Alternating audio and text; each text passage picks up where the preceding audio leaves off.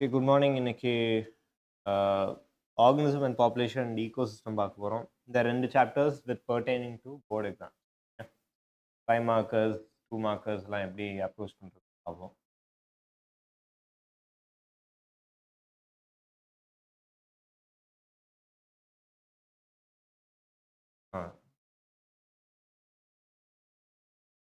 ரொம்ப முன்னாடி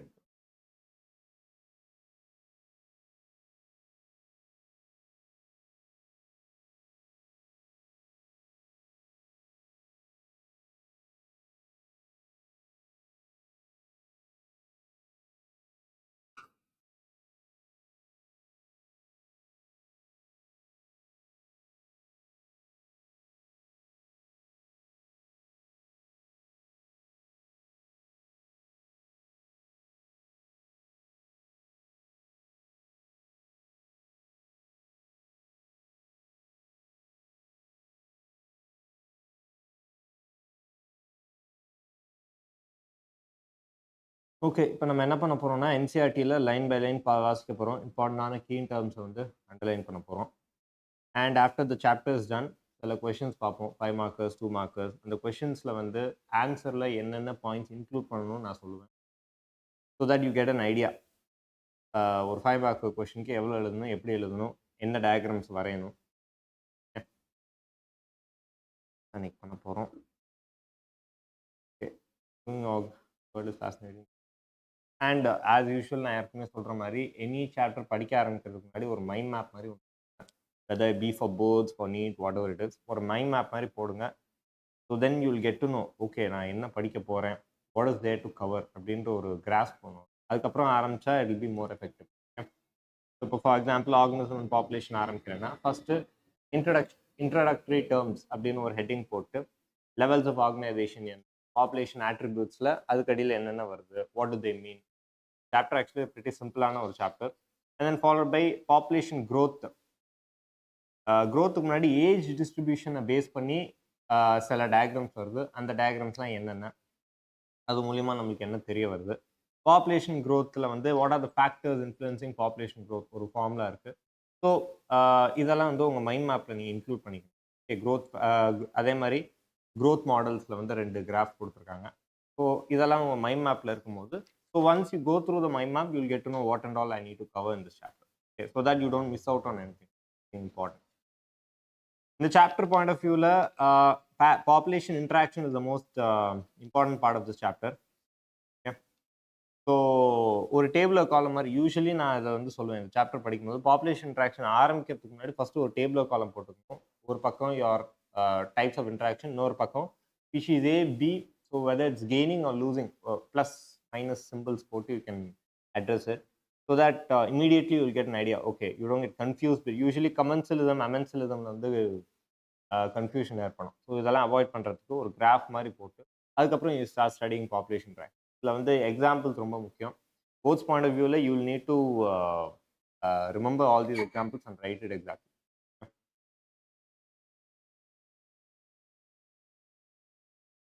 போர்டு எக்ஸாம்பிளா?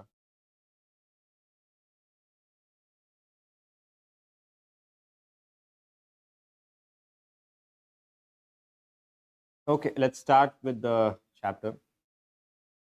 We can try to understand complexity. Okay. So இதெல்லாம் வந்து சும்மா introductory paragraph.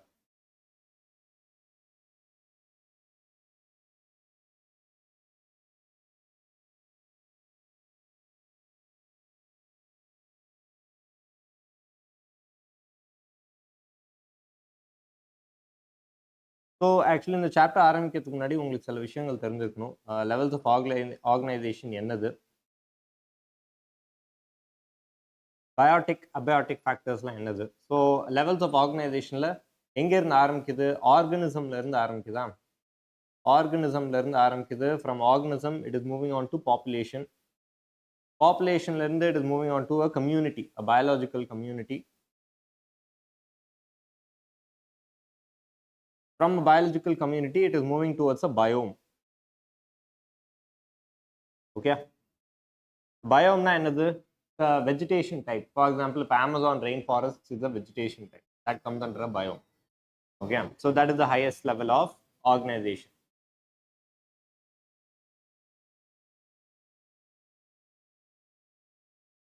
அடுத்து பாப்புலேஷன் ஆட்ரிபியூட்ஸ்குள்ள போறதுக்கு முன்னாடி பாப்புலேஷன்னா என்ன அப்படின்றதுல ஒரு ஐடியா இருக்கும். ஓகே, பாப்புலேஷன் என்னது? It is group of individuals at any particular level living in a well defined geographical area that share or compete for similar resources. Okay, similar resources potentially interbreed constitute a population. So இப்போ பாப்புலேஷனை பத்தி உங்களுக்கு ஏதோ ஒரு question கேட்குறாங்கன்னா you should start your answer like this. First population என்னன்ற ஒரு opening statement வந்து you should start your answer. Then you move on to the population attributes based on what they are asking. Okay, பாப்புலேஷன்னா என்ன, அதோட definition வந்து உங்களுக்கு தெரிஞ்சிருக்கணும். Okay okay, population ஆட்ரிபியூட்ஸ்குள்ள போவோம். rarely find isolated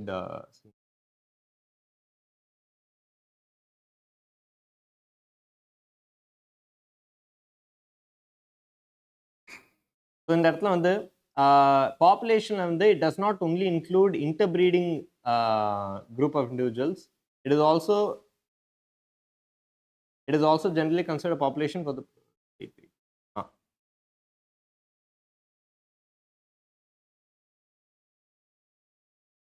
a population for the purpose of ecological studies. இப்போ வந்து although they are not of the same species but they are occupying a particular ecological என்ன சொல்றது, ஒரு அந்த strata they are occupying a particular level na we include all of them under the same population, not just by whether they are from the same species or not. Okay, so based on that too நம்ம வந்து population classify பண்றோம்.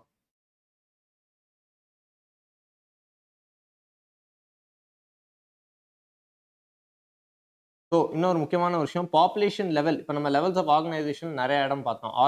ஆர்கானிசம்ல இருந்து ஆரம்பிக்குது, population, biological community, and then biomes. See, biomes is made up of multiple ecosystems. Yeah, a lake ecosystem, a small puddle ecosystem, that also becomes an ecosystem. Many ecosystems together make up a biome. Okay, so population, biological community, and then biome nu பார்த்தோம். So இங்கே population லெவலில் தான் வந்து natural selection வந்து comes into play. So population level natural selection is operating at the population level to evolve the desired traits. Okay, evolution chapter la kuda paathirukom. Evolution occurs at the population level. Okay, so population ecology, study of population is important because it links ecology to population genetics and evolution. Okay, these are important things. This para, population has certain attributes which the organism does not.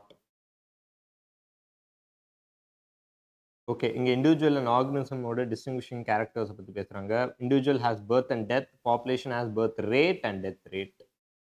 Okay, rates refer to per capita birth and death. Okay, changes with respect to members of the last population. Okay, இங்கே எப்படி வந்து birth rate and death ரேட்டை கண்டுபிடிக்கிறது அப்படின்னு சொல்கிறாங்க. இப்போது birth rate and death ரேட்னா இப்போ எப்படி சொல்கிறாங்கன்னா, இங்கே ஒரு எக்ஸாம்பிள் கொடுத்துருக்காங்க. எப்படி பர்த் ரேட் அண்ட் டெத் ரேட்டை வந்து எப்படி கால்குலேட் பண்ணுறது அப்படின்னு கொடுத்துருக்காங்க. So this is very easy. So இப்போ வந்து இங்கே என்ன சொல்கிறாங்கன்னா, இந்த எக்ஸாம்பிள் என்ன சொல்கிறாங்கன்னா, 20 lotus plants were found last year. Let's say it's 25ல வந்து 20 lotus plants are there. Through reproduction, 8 new plants are added. Take the current population to be 28. Calculate the birth rate. So next yearக்குள்ள நம்ம jump ஆகும்போது புதுசாக 8 organisms were addedன்னு சொல்கிறாங்க. So pretty easy. How do you calculate the birth rate? 8 by 20. Yeah, 8 by 20 will give you 0.4. See, add பண்ணதுக்கப்புறம் 28 ஆயிடுது. 28ஆல் இது பண்ணக்கூடாது, 20ஆல் வந்து you should divide 8 by 20. Okay, நீங்கள் வந்து 10th ஸ்டாண்டர்டில் படிச்சிருப்பீங்க, காஸ்ட் ப்ரைஸ், செல்லிங் ப்ரைஸ் அப்படின்னு மேத்ஸில், ப்ராஃபிட் அண்ட் லாஸில். ஸோ நீங்கள் வந்து ப்ராஃபிட்டையோ இல்லை லாஸையோ எதை பேஸ் பண்ணி கால்குலேட் பண்ணுறீங்க? சிபி பேஸ் பண்ணி தானே கால்குலேட் பண்ணுறீங்க, செல்லிங் ப்ரைஸ் பேஸ் பண்ணி பண்ண மாட்டோம் இல்லையா? அதே மாதிரி தான் இங்கேயும் using the cost price to find the birth rate and the death rate. Okay, இந்த வருஷம் வந்து 10 deaths have happened. Next year வந்து total death rate has gone up to 18. Okay, 10லேருந்து 18 ஆயிடுச்சு. அப்படின்னா we don't divide the number by 18, we divided by 10. Okay, 8 by 10 அந்த மாதிரி ஆகும். ஓகே, ஸோ அந்த மாதிரி இன்னொரு ஒரு எக்ஸாம்பிள் கொடுத்துருக்காங்க, சேம் ஃபார் டெத் ரேட். அதே மாதிரி so birth rate and death rate calculate பண்ண தெரிஞ்சிருக்கணும். அண்ட் இன்னொரு முக்கியமான விஷயம், age distribution is a very important attribute. Okay, அதுக்கு முன்னாடி செக்ஸ் ரேஷியோ, எனி பாப்புலேஷனில் male to female sex ratio is. இப்போ age distribution is a very important factor. Okay, ஏன் இம்பார்ட்டன்ட் ஃபேக்டர் அப்படின்னு சொல்கிறேன்னா, the age distribution of a particular area will tell you what type of a population is happening there, whether the population is increasing, whether the population is declining, or the population is relatively stable. அப்படின்றத நம்ம வந்து உங்களோட age பிரமிடை use பண்ணி calculate பண்ணலாம். எப்படி பண்ணலாம்? இப்போ வந்து ஏஜ் பிரமிட்லேயே வந்து நம்ம மூணாக பிரிக்கிறோம்: post reproductive, reproductive and pre reproductive. Pre ரீப்ரொடக்டிவ்னா பியூபர்ட்டி அட்டைன் ஆகாத ஆளுக்கு, and post reproductive for females once they pass the menopause stage, so those come under post reproductive. So when the pre reproductive la irukra category la irukra individuals organisms ஜாஸ்தியா இருக்காங்க ஒரு இடத்துல, அப்படின்னா என்ன அர்த்தம்? அந்த இடத்துல பாப்புலேஷன் இன்க்ரீஸ் ஆகுது. there are more number of children compared to the previous generation. இதை நீங்க வந்து first generation, second generation, third generation எடுத்துக்கிட்டீங்கன்னா அடுத்தடுத்த ஜெனரேஷன்ல population is going higher and higher. இல்லையா? அப்படின்னா the population is expanding ன்னு அர்த்தம்.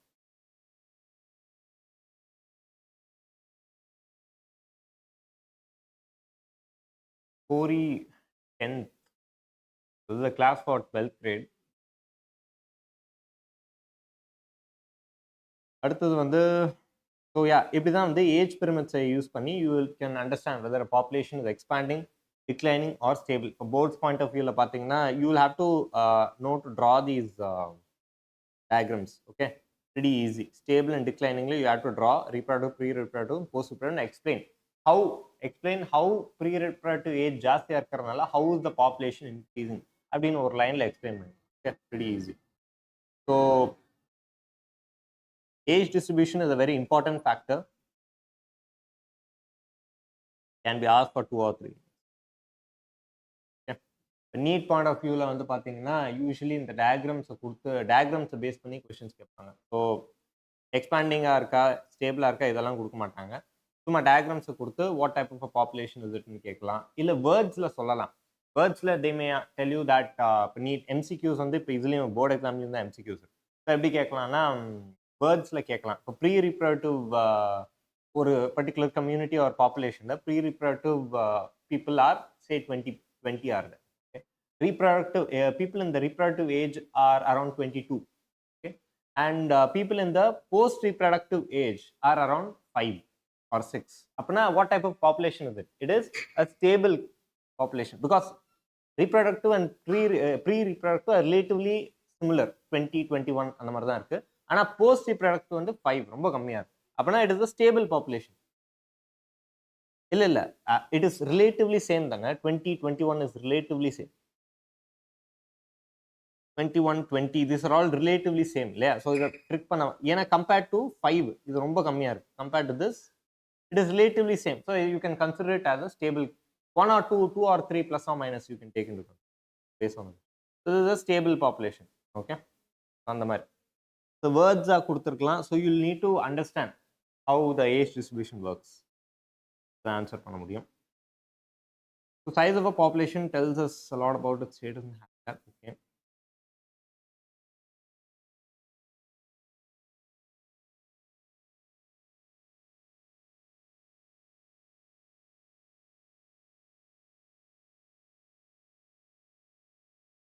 அடுத்து வந்து population density. Population density is denoted by n. Okay, n is the population density. So population டென்சிட்டினா என்ன சொல்ல வராங்க? அதாவது the relative number of organisms of a particular population in that particular geographical area, அதுதான் பாப்புலேஷன் டென்சிட்டின்னு சொல்கிறாங்க. Many factors are affecting your population density. Your immigration, birth rate, birth, death. So all these 4 factors are affecting your population density. So population டென்சிட்டியை வந்து நம்ம நம்பரில் மட்டும்தான் measure பண்ணணும்னு அவசியம் இல்லை. சம்டைம்ஸ் வந்து பார்த்தீங்கன்னா சில கேசஸில் இப்போ ஒரு ஃபாரஸ்ட்டில் வந்து நம்பர் ஆஃப் டைகர் பாப்புலேஷன் நீங்கள் கண்டுபிடிக்கணும்னா யாரும் வந்து ஃபாரஸ்ட் ஒஃபிஷியல்ஸ் போய் ஒரு டைகராக போய் எண்ணிட்டு இருக்க போகிறது.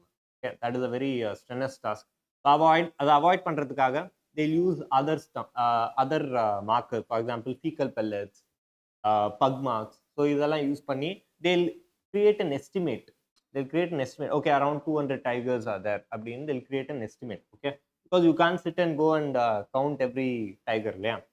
ஸோ அந்த மாதிரி apart from the number, many other என்ன சொல்றது, other ways are there to find out the number of organisms in a particular. அதை வந்து indirect count அப்படின்னு சொல்லுவாங்க, indirect count அப்படின்னு. ஸோ பாப்புலேஷன் டென்சிட்டியை நம்ம நம்பரில் மட்டும் மெஷர் பண்ணுறதுல, அப்பார்ட் ஃப்ரம் நம்பர் பயோமாஸாக மெஷர் பண்ணலாம். பயோமாஸு, ரிலேட்டிவ் டென்சிட்டி, அண்ட் இப்போ நான் சொன்னேன்ல ஒரு எக்ஸாம்பிள் கொடுத்தேன்ல, indirect count. This comes under indirect. Okay, biomass or percent cover, this is measured in என்னது, weight. Okay, is measured in weight. Relative density வந்து எப்படி கால்குலேட் பண்ணுவாங்கன்னா, இப்போ ஒரு ஸ்பீஷீஸ் இருக்குது, அந்த ஸ்பீஷீஸோட பாப்புலேஷன் டென்சிட்டியை கண்டுபிடிக்கணும்னா, ஒரு ஏரியாவில் வந்து அந்த ஸ்பீஷீஸ் இருக்குது, அதோட சேர்த்து இன்னும் நிறைய ஸ்பீஷீஸ் இருக்குது. ஸோ என்ன பண்ணுவாங்கன்னா, அந்த the number of organisms in that particular species, அந்த ஸ்பீஷீஸோட number divided by total number of organism.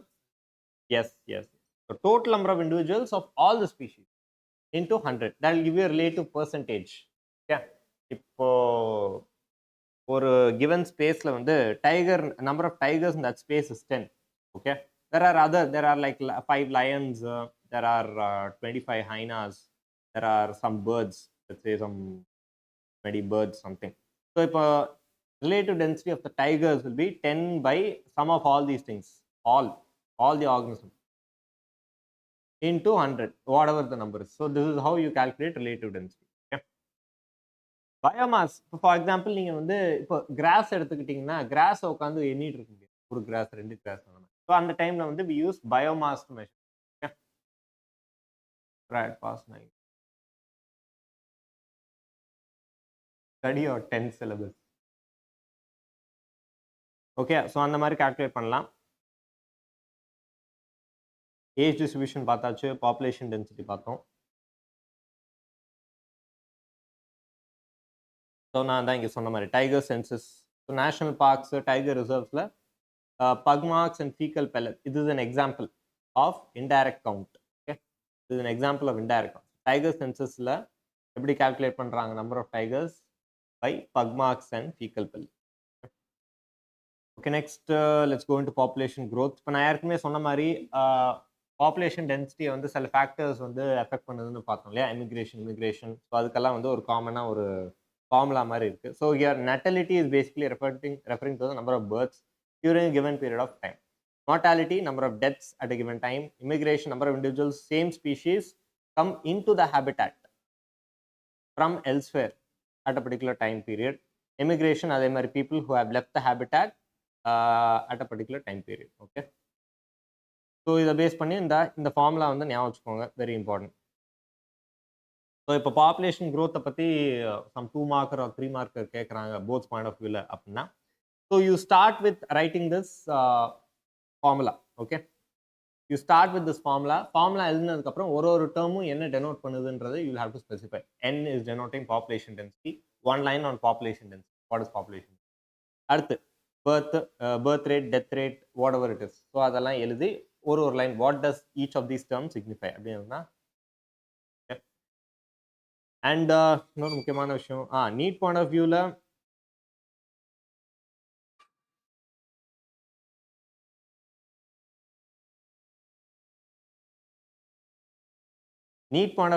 they may modify this particular formula in many ways.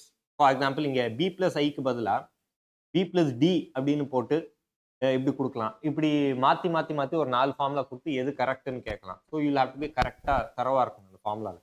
then you will be able to answer. Okay, MCQ type questions-ல they may இந்த same ஃபார்முலாவே வந்து which of the following formulas denote the population density of an area அப்படின்னு கொடுத்து அதே வந்து இந்த டெர்மினாலஜிஸை வந்து உல்டா போட்டு கொடுக்கலாம். So that to confuse it, so you should not get confuse. Okay, so NT+1 அப்படின்னா பாப்புலேஷன் டென்சிட்டி. NT-னா என்னது, population density at a particular time, say 2024. Okay, at a particular time it was this. and after 2 years, let's say after 2 years அப்படின்னா nt plus 2. okay, so 2024ல இவ்வளோ இருந்துச்சு, இப்போ 2026லனா nt plus 2 is equal to இந்த formula. Population density 2 வருஷத்துக்கு முன்னாடி எப்படி இருந்துச்சு plus இந்த 2 வருஷத்துல என்னென்ன பர்த் டெத் எமிகிரேஷன் இதெல்லாம் பேஸ் பண்ணி. Okay, very simple. And MCQ point of view இன்னொரு முக்கியமான விஷயம், நியூ ஹேபிட்டாட்ல normal condition, under normal condition birth and death are the most important factors influencing population density. okay, under normal condition.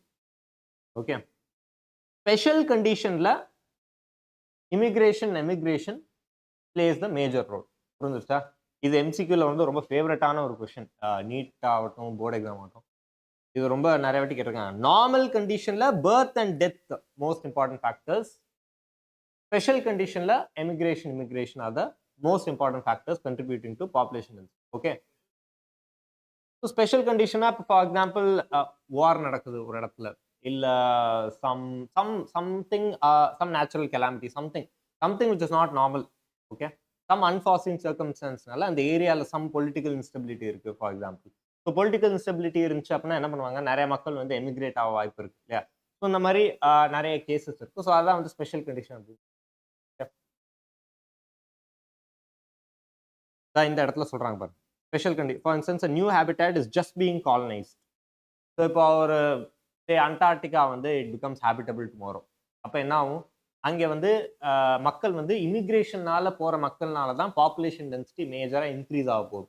Okay, யாரும் அண்டார்டிகாவில் birth ரேட்னால வந்து population increase ஆக போகிறதில்ல, இமிகிரேஷனால தான் increase ஆகும். So that is a special condition. ஏன்னா புதுசாக ஒரு area வந்து ஆக்கிபை பண்ண போகிறாங்க இல்லையா, which has just being colonized, immigration will contribute more. அந்த மாதிரி.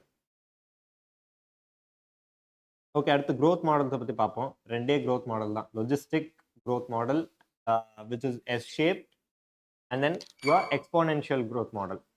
The exponential growth model is J-shaped. So இந்த இடத்துல வந்து உங்களுக்கு என்ன ஒரு மேஜரான வித்தியாசம் இங்கே என்னன்னா, தி அவைலபிலிட்டி ஆஃப் ரீசோர்ஸஸ் வந்து உங்களுக்கு எக்ஸ்போனென்ஷியல் growthல வந்து it is unlimited. Okay, when the available resources are unlimited, every organism will reach its ultimate potential. இல்லையா? ஸோ என்னன்னு பார்ப்போம். growth model does the growth model of population show anything? okay, okay, first okay இங்கே வந்து first exponential growth பற்றி பேசுகிறாங்க. Okay, so exponential growthோட characters board exam point of வியூவில் படிக்கிறோம் அப்படின்னா, characters of an exponential growth curve என்னென்ன அப்படின்னு you should be able to write it in points. What are the characters of an exponential growth curve? First most important character வந்து resource is unlimited. Resource என்னது, food, space, okay, இது எல்லாமே, sunlight எல்லாமே. Availability is unlimited. Resources in the habitat are unlimited. okay, this is the first character. So unlimited இருக்கிறதுனால என்ன ஆகும், each species has the ability to realize its full potential to grow in number. okay,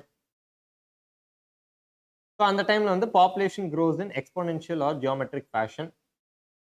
so இங்க வந்து dn by dt is equal to rn. okay, this is the formula you need to concentrate on. dn by dt is equal to rn.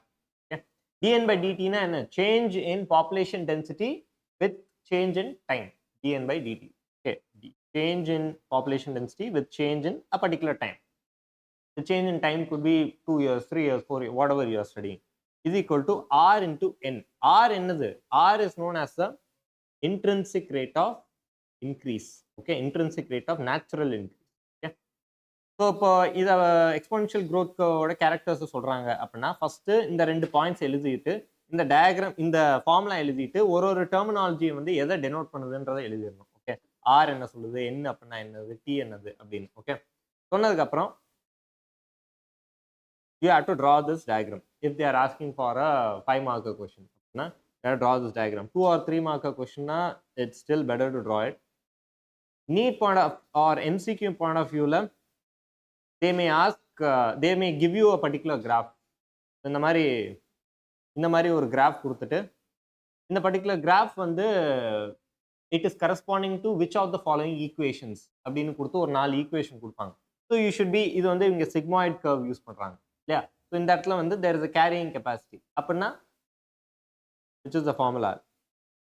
This will be your formula. And the particular graph is denoting this particular equation. Okay, so you should be able to identify. So MCQ based பண்ணி அந்த மாதிரி கேட்கலாம், graph based questions கேட்கலாம். Okay, so exponential growth ஓட characters, formula, graph, full marks. And intrinsic rate of natural increase ஒரு example கொடுக்கலாம். For example இங்கே ஒரு எக்ஸாம்பிள் கொடுத்துருக்காங்க. நார்வே ரேட்டோட ஆர் வேல்யூ இஸ் 0.015, ஸ்டோர் பீட்டிலுக்கு 0.12. இன்னொரு முக்கியமான விஷயம், இங்கே வந்து இப்போ ஆர் வேல்யூ வந்து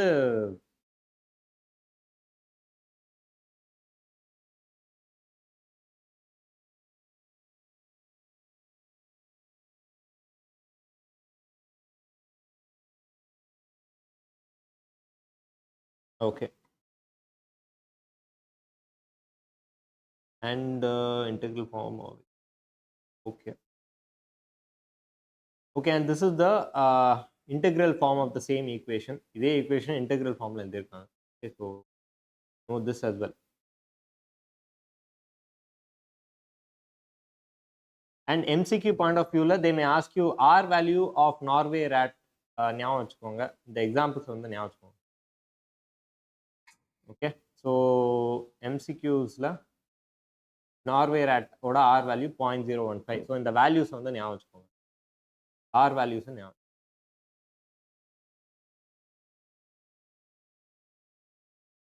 Okay, now let's move on to logistic growth curve.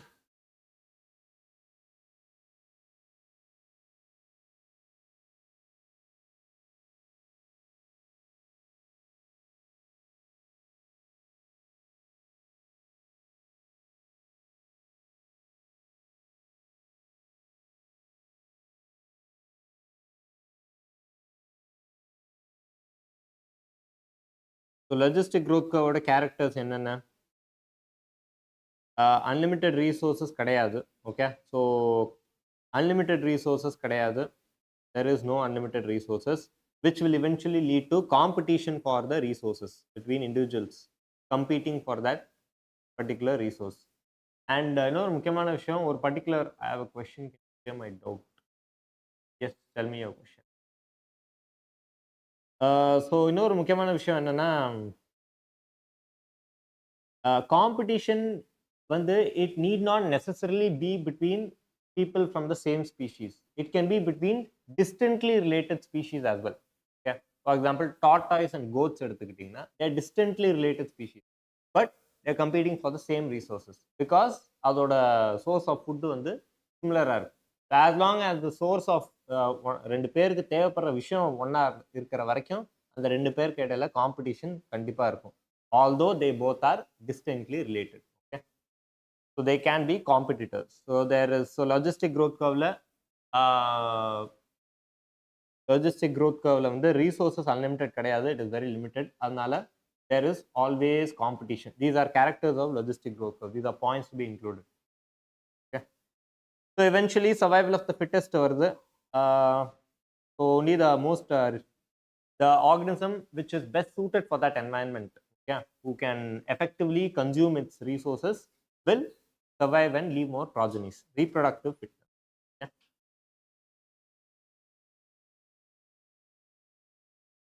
இங்க வந்து carrying capacity, nature's carrying capacity என்னது?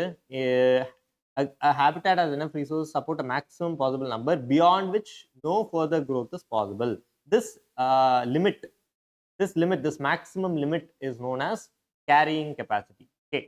Okay, carrying capacity for that species in the habitat. This is very important. Carrying capacity na enna அப்படின்றது. Okay, with limited resources, so as usual sigmoid curve ஒரு initial lag phase இருக்கு, அப்புறம் ஒரு log phase, அப்புறம் it becomes relatively stable. So இந்த இடத்துல வந்து graph வந்து கொஞ்சம் இந்த மாதிரி up and down போகும். So this is your carrying capacity, K, particular area. This is your carrying. So again, formula எழுதி வச்சுக்கோங்க. So இங்க வந்து the population is not dependent only on the population density, it is also dependent on the K value. Okay. Bellamy Blake, hello.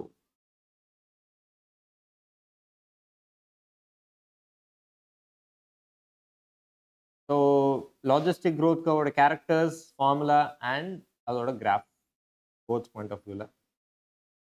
Next போலாம், life history variation, populations evolved to maximize the reproductive fitness, Darwinian fitness. Okay.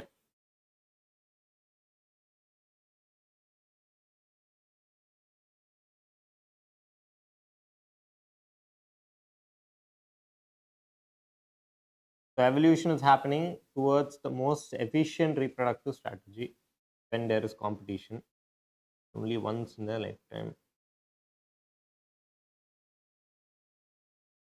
So this is the statement, organisms evolved towards the most efficient reproductive strategy அப்படின்றது வந்து ஒரு statement.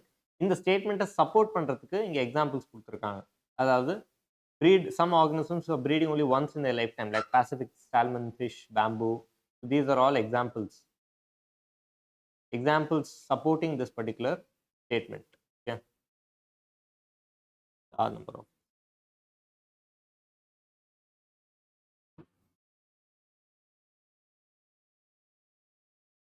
Okay, okay, coming to the main part of this chapter, population interaction.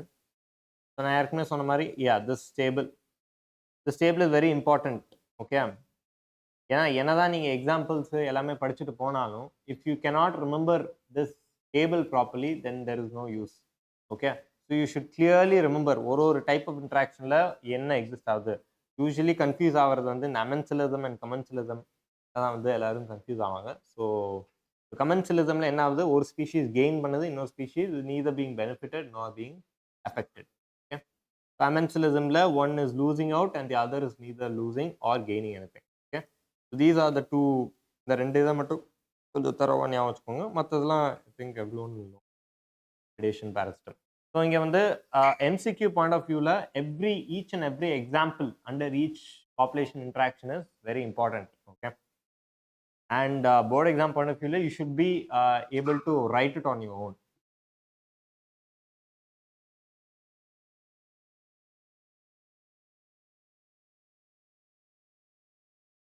Okay, so first predation குள்ள போலாம்.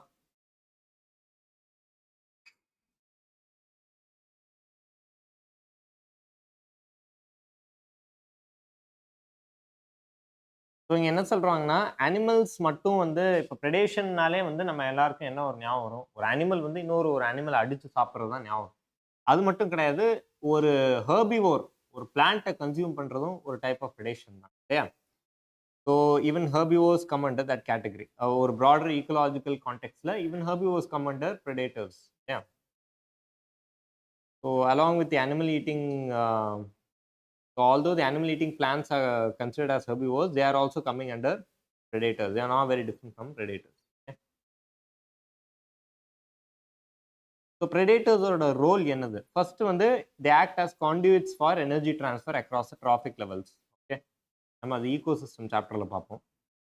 அடுத்து வந்து apart from that, they are keeping the prey population in control. So இப்போ board exam point of view, they may ask what is the necessity for predation. So இந்த type of ஒரு interaction க்கு what is the necessity for this type of an interaction? What are the benefits for the ecosystem with this type of a interaction? அப்படின்னு கேட்கலாம். So there you may include these points.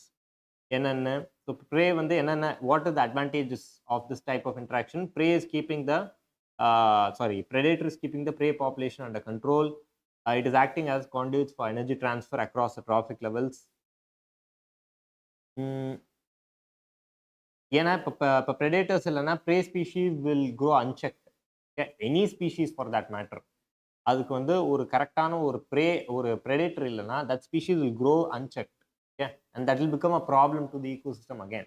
For example, ஒரு savanna ecosystemல வந்து predators-ஏ இல்லை அப்படின்னா, இப்போ dear இந்த மாதிரி herbivores வந்து நம்பரில் ஜாஸ்தி இன்க்ரீஸ் ஆச்சுன்னா என்ன ஆகும், இந்த ஜாஸ்தி ஹெர்பிவோர்ஸ் எல்லாம் இன்க்ரீஸ் ஆகி அங்கே இருக்கிற வெஜிடேஷன் கவர் எல்லாத்தையும் திண்டு எல்லா வெஜிடேஷனையும் அழிச்சிடும். வெஜிடேஷன் எல்லாத்தையும் அழிச்சிருச்சுன்னா என்ன ஆகும்?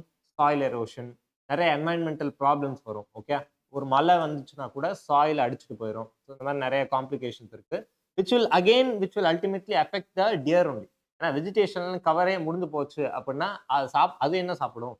eventually that will also go extinct இல்லையா? ஸோ எல்லாத்தையும் வந்து ஒரு பேலன்ஸ்டாக வச்சுக்கணும், ஒரு செக்ல வச்சுக்கணும், ஒரு கரெக்டான நம்பர்ல வச்சுக்கணும். இல்லையா? That is the reason this type of interaction is there. Okay? So prey population very high population density achieve பண்ணா it will cause ecosystem instability. Okay, if the prey population is left unchecked, it will cause an instability in the ecosystem. Okay, so இதுக்கான ஒரு சில examples கொடுக்குறாங்க. So சில exotic ஸ்பீஷீஸ்னா என்னது? ஒரு particular ஏரியாவில் அதோட நேச்சுரல் ஹேபிட்டாட்ல கிடைக்காத ஒரு ஸ்பீஷீஸை அதோட நேச்சுரல் ஹேபிட்டாட்ல இருந்து எடுத்து அதை ஒரு ஹேபிட்டாட்ல வந்து இன்ட்ரடியூஸ் பண்ணோம். So that becomes an exotic species, ஒரு ஃபாரினர் மாதிரி. ஸோ நம்ம வந்து இந்த எக்ஸாடிக் ஸ்பீஷீஸை நம்ம ஒரு புது என்வாயன்மெண்ட்ல வந்து விடும்போது, suppose that exotic species doesn't have a predator, a natural predator in that new ecosystem, என்ன ஆகும்? It will start consuming all the other species and will start increasing in number. இல்லையா? It will start growing unchecked. If it starts growing unchecked, ecosystem instability. Okay, so அதுக்கான சில examples சொல்றாங்க. Exotic ஸ்பீஷீஸை geographical ஏரியாவில் வந்து நம்ம introduce பண்ணும்போது it becomes invasive and start spreading fast. So இதுக்கு ஒரு எக்ஸாம்பிள் வந்து இந்த பிரிக்லி பியர் கேக்டஸ் அப்படின்ற ஒரு எக்ஸாடிக் ஸ்பீஷீஸை ஆஸ்திரேலியாவில் இன்ட்ரடியூஸ் பண்ணாங்க. அது என்ன பண்ணுச்சு? Millions of hectares of range லேண்டை ஆக்கியபை பண்ணிடுச்சு, லேண்ட் எல்லாம் ஆக்கியபை பண்ணிடுச்சு. Okay, so it was so அதுக்கப்புறம் அதை எப்படி கண்ட்ரோல் பண்ணாங்க? இந்த கேக்டஸ் பிளான்ட் எப்படி கண்ட்ரோல் பண்ணாங்க? அதோட ஒரு ப்ரெடேட்டரை வந்து நேச்சுரல் ப்ரெடேட்டரை வந்து இன்ட்ரடியூஸ் பண்ணாங்க அந்த ecosystem. So the invasive cactus was a predator. So இந்த ப்ரெடேட்டரை அதை இன்ட்ரடியூஸ் பண்ணதுக்கப்புறம் இந்த ப்ரெடேட்டர் வந்து அந்த கேக்டஸ் பிளான்ட்டை it kept it in check. Okay, so this invasive cactus was brought under control after the cactus feeding predator, which is the moth, was introduced into the ecosystem. Okay, this was a biological control method. So இந்த மாதிரி predationக்கு வந்து நிறைய examples இருக்கு. Predators also help in maintaining species diversity in a community. Any ஸ்பீஷீஸை நம்ம அன்செக்காக வச்சோம்னா அது வந்து இன்னும் மற்ற அதர் ஸ்பீஷீஸ் எல்லாம் வந்து பாதிக்க ஆரம்பிச்சிடும், சாப்பிட ஆரம்பிச்சிடும். Many other species may go extinct. So it is maintaining species diversity in a community, reducing the competition. இப்போ ஒரு 10 லட்சம் பேர் ஒரு எக்ஸாமுக்கு கம்பீட் பண்ணுறாங்க. Okay, due to certain factors அந்த 10 லட்சம் வந்து இன்க்ரீஸ் ஆக மாட்டேங்குது, 10 லட்சமாகவே இருக்குது. அப்படின்னா காம்படிஷன் இஸ் ரிமைனிங் ஸ்டேபிள். ஆனால் இதை நம்ம செக்கில் வைக்காம ஆளுக்கு இன்க்ரீஸ் ஆகிட்டே போகிறாங்கன்னா அப்போ என்ன ஆகும்? காம்படிஷனும் ரொம்ப இன்க்ரீஸ் ஆயிரும், ரொம்ப கஷ்டமாயிரும் இல்லையா? ஸோ அந்த மாதிரி யோசிச்சு அந்த மாதிரி பாருங்க. எக்ஸாம்பிள் இன்னொரு எக்ஸாம்பிள் இங்கே வந்து அதான் starfish disaster, important predator. Rocky intertidal கம்யூனிட்டியில் வந்து starfish disaster important predator. So predators எல்லாம் வந்து ஒரு எக்ஸ்பெரிமெண்ட்டில் வந்து ப்ரெடேட்டர்ஸ் எல்லாம் வந்து ரிமூவ் பண்ணிட்டாங்க ஒரு பர்டிகுலர் ஏரியாவில். ஸோ அதை ரிமூவ் பண்ணோன்னா more than 10 species of invertebrates became extinct within the year because of interspecific competition. So இதை அவாய்ட் பண்ணுறதுக்கு தான் ப்ரெடேட்டர்ஸ் ஆர் நீடட். அதே மாதிரி predator is too efficient and over exploits its prey, preyவும் வந்து extend ஆயிரும். Eventually அந்த pray depend ஆயிருக்கிற ப்ரெடேட்டரும் வந்து extend ஆயிரும் இல்லையா? ஸோ இதெல்லாம் வந்து different examples. So just if the predator is too efficient, over exploits its prey, prey might become extinct, and following the predator will also become extinct due to lack of.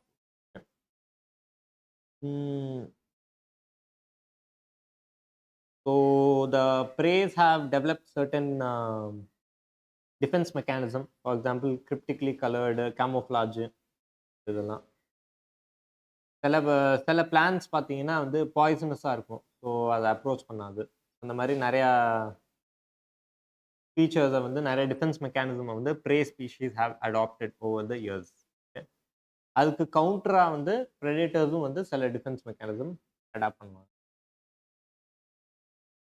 Okay, so MCQ point of வியூவில் each and every example is very important.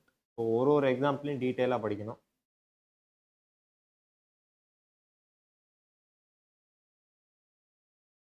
Nearly 25% of all insects that are known are to be phytophagous. அப்படின்னா feeding on plant sap and other parts of the insects feeding on plant sap, other parts of the plant. Okay. Thorns, common morphological means of defense. சிலது வந்து stores chemicals. So வந்து எப்படி கேட்கலாம்னா இப்போ ஒரு statement மாதிரி கொடுத்துருக்கலாம். Okay, with evolution the prey species have evolved many defense mechanisms to protect themselves. Give supporting statements. அப்படின்னா you can give all these examples. Okay, so thorns, storage of chemicals, இதுக்கு முன்னாடி பார்த்தோம் இல்லையா, cryptical coloration. ஸோ இதெல்லாம் வந்து supporting statements for that argument.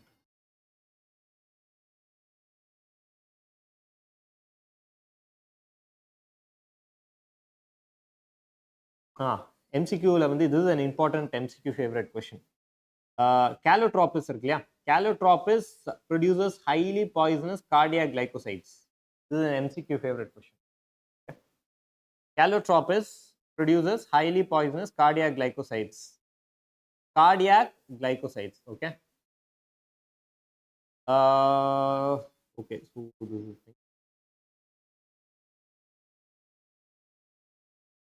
okay. So as a defence mechanism சில கெமிக்கல்ஸை வந்து plant secrete பண்ணுது.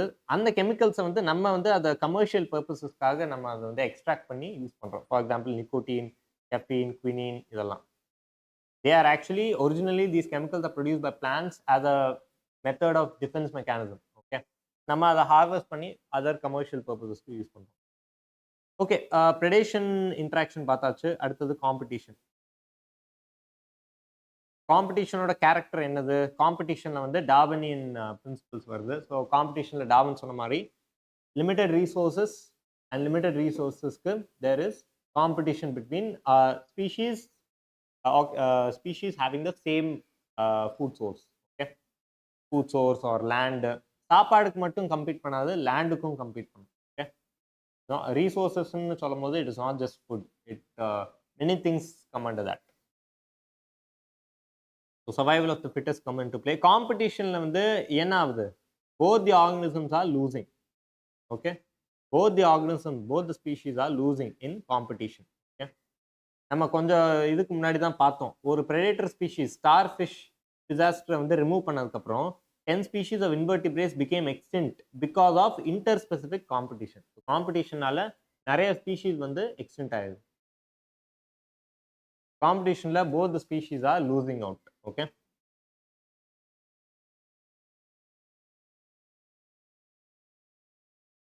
ஸோ இங்கே என்ன சொல்கிறாங்கன்னா, ஃபஸ்ட்டு என்ன சொன்னாங்க, closely related species are competing for the same ரிசோர்ஸ்ன்னு சொன்னாங்க. But that is not true, because distantly related species can also have interspecific competition. ஏன்? Because they have the common food source or they are competing for the common resources. Okay, so unrelated, totally unrelated species could also compete for the same resource. This is an important point. Okay,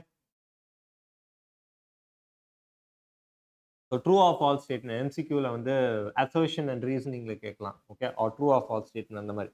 So they may give the statement that closely related species compete for the same resources that are limiting அப்படின்னு கொடுக்கலாம். So அது வந்து that assertion is false.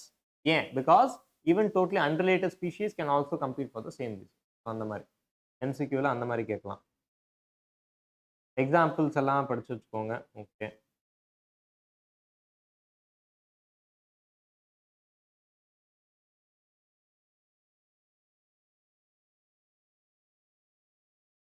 so competition is best defined as a process in which the fitness of one species, which is measured in the intrinsic rate of natural increase னு பார்த்தோம் இல்லையா, fitness of one species significantly lower in the presence of another species.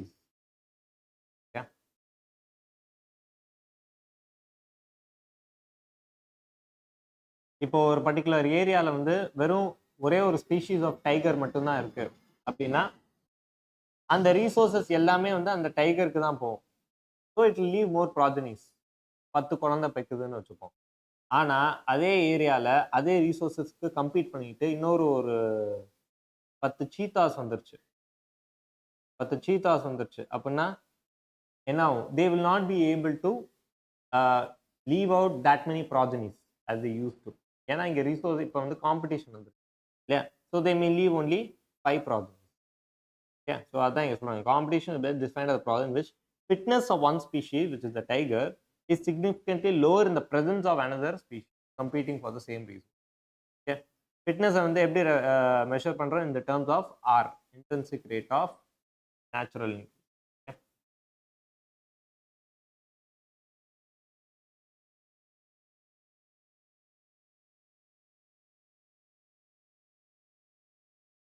இங்க வந்து சில இம்பார்ட்டண்ட்டான சில principles வருது. First வந்து competitive exclusion principle by Gause. Gause's hypothesis or Gause's law அப்படின்னு சொல்லுவாங்க. ஸோ இந்த காஸ் வந்து என்ன என்ன ஒரு எக்ஸ்பெரிமெண்ட் கண்டக்ட் பண்ணார்னா பார்ப்போம். Okay, when resources are limited combined to eliminate, but evidence for such.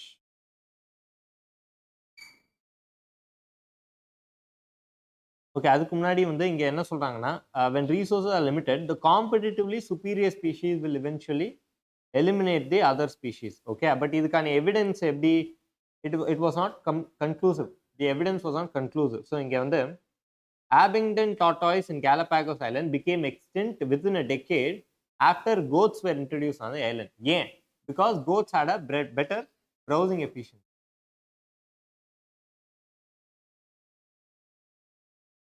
ஏன்னா the goats had a better browsing efficiency compared to tortoise. அதனால tortoise became extinct. Okay, so this is an example for competitively superior species will eventually be eliminated.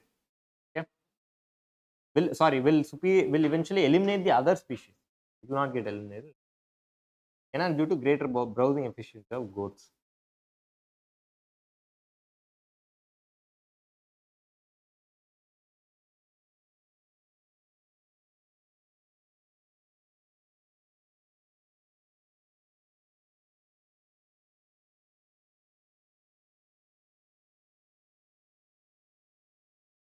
Okay, இப்போ காஸஸ் competitive exclusion பிரின்சிபலை பற்றி பார்ப்போம். So இவர் என்ன சொல்றாருன்னா, what does he state? He stating that two closely related species competing for the same resources cannot coexist indefinitely and the competitively inferior one will be eliminated eventually அப்படின்னு சொல்றாரு. Okay, இப்போ cos competitive exclusion பிரின்சிபலை பற்றி பேசுங்க 2 or 3 மார்க்கருக்கு கேட்குறாங்கன்னா இப்படி தான் நீங்கள் statement ஆரம்பிக்கணும். ஸோ ஃபர்ஸ்ட் அந்த பிரின்சிபல் என்ன, காஸ் பிரின்சிபல் என்ன ஸ்டேட் பண்ணுது? It is stating that two closely related species competing for the same resources cannot coexist indefinitely.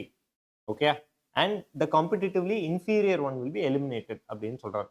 நம்ம ரெண்டு பேர் வந்து ஒரு வீட்டுக்குள்ள இருக்கோம், ரெண்டு பேருக்கும் ஒரே ஒரு ரிசோர்ஸ் தான் வந்து தேவை, ரெண்டு பேருக்கும் அந்த ஒரு ரிசோர்ஸ் தான் தேவைன்னா we both cannot coexist indefinitely அப்படின்னு சொல்றாங்க, அப்படின்னு இவர் சொல்றாரு. ஓகே, ஆனா இவர் சொல்ற இந்த இதுக்கான ஒரு எக்ஸாம்பிள் வந்து இப்போ நம்ம ஒரு எக்ஸாம்பிள் டிஸ்கஸ் பண்ணுறோம், ஆபிங்டன் டார்டாய்ஸோட எக்ஸாம்பிள். ஸோ அதை வந்து இந்த பர்டிகுலர் பிரின்சிபல்கா ப்ரூவ் பண்ற ஒரு எக்ஸாம்பிளா நீங்க எடுத்துக்கலாம். ஓகே, ஏன்னா anything. Okay, you can take that as an example.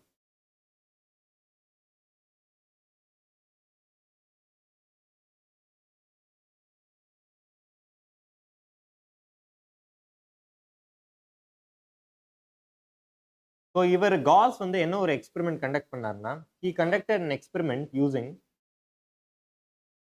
two species of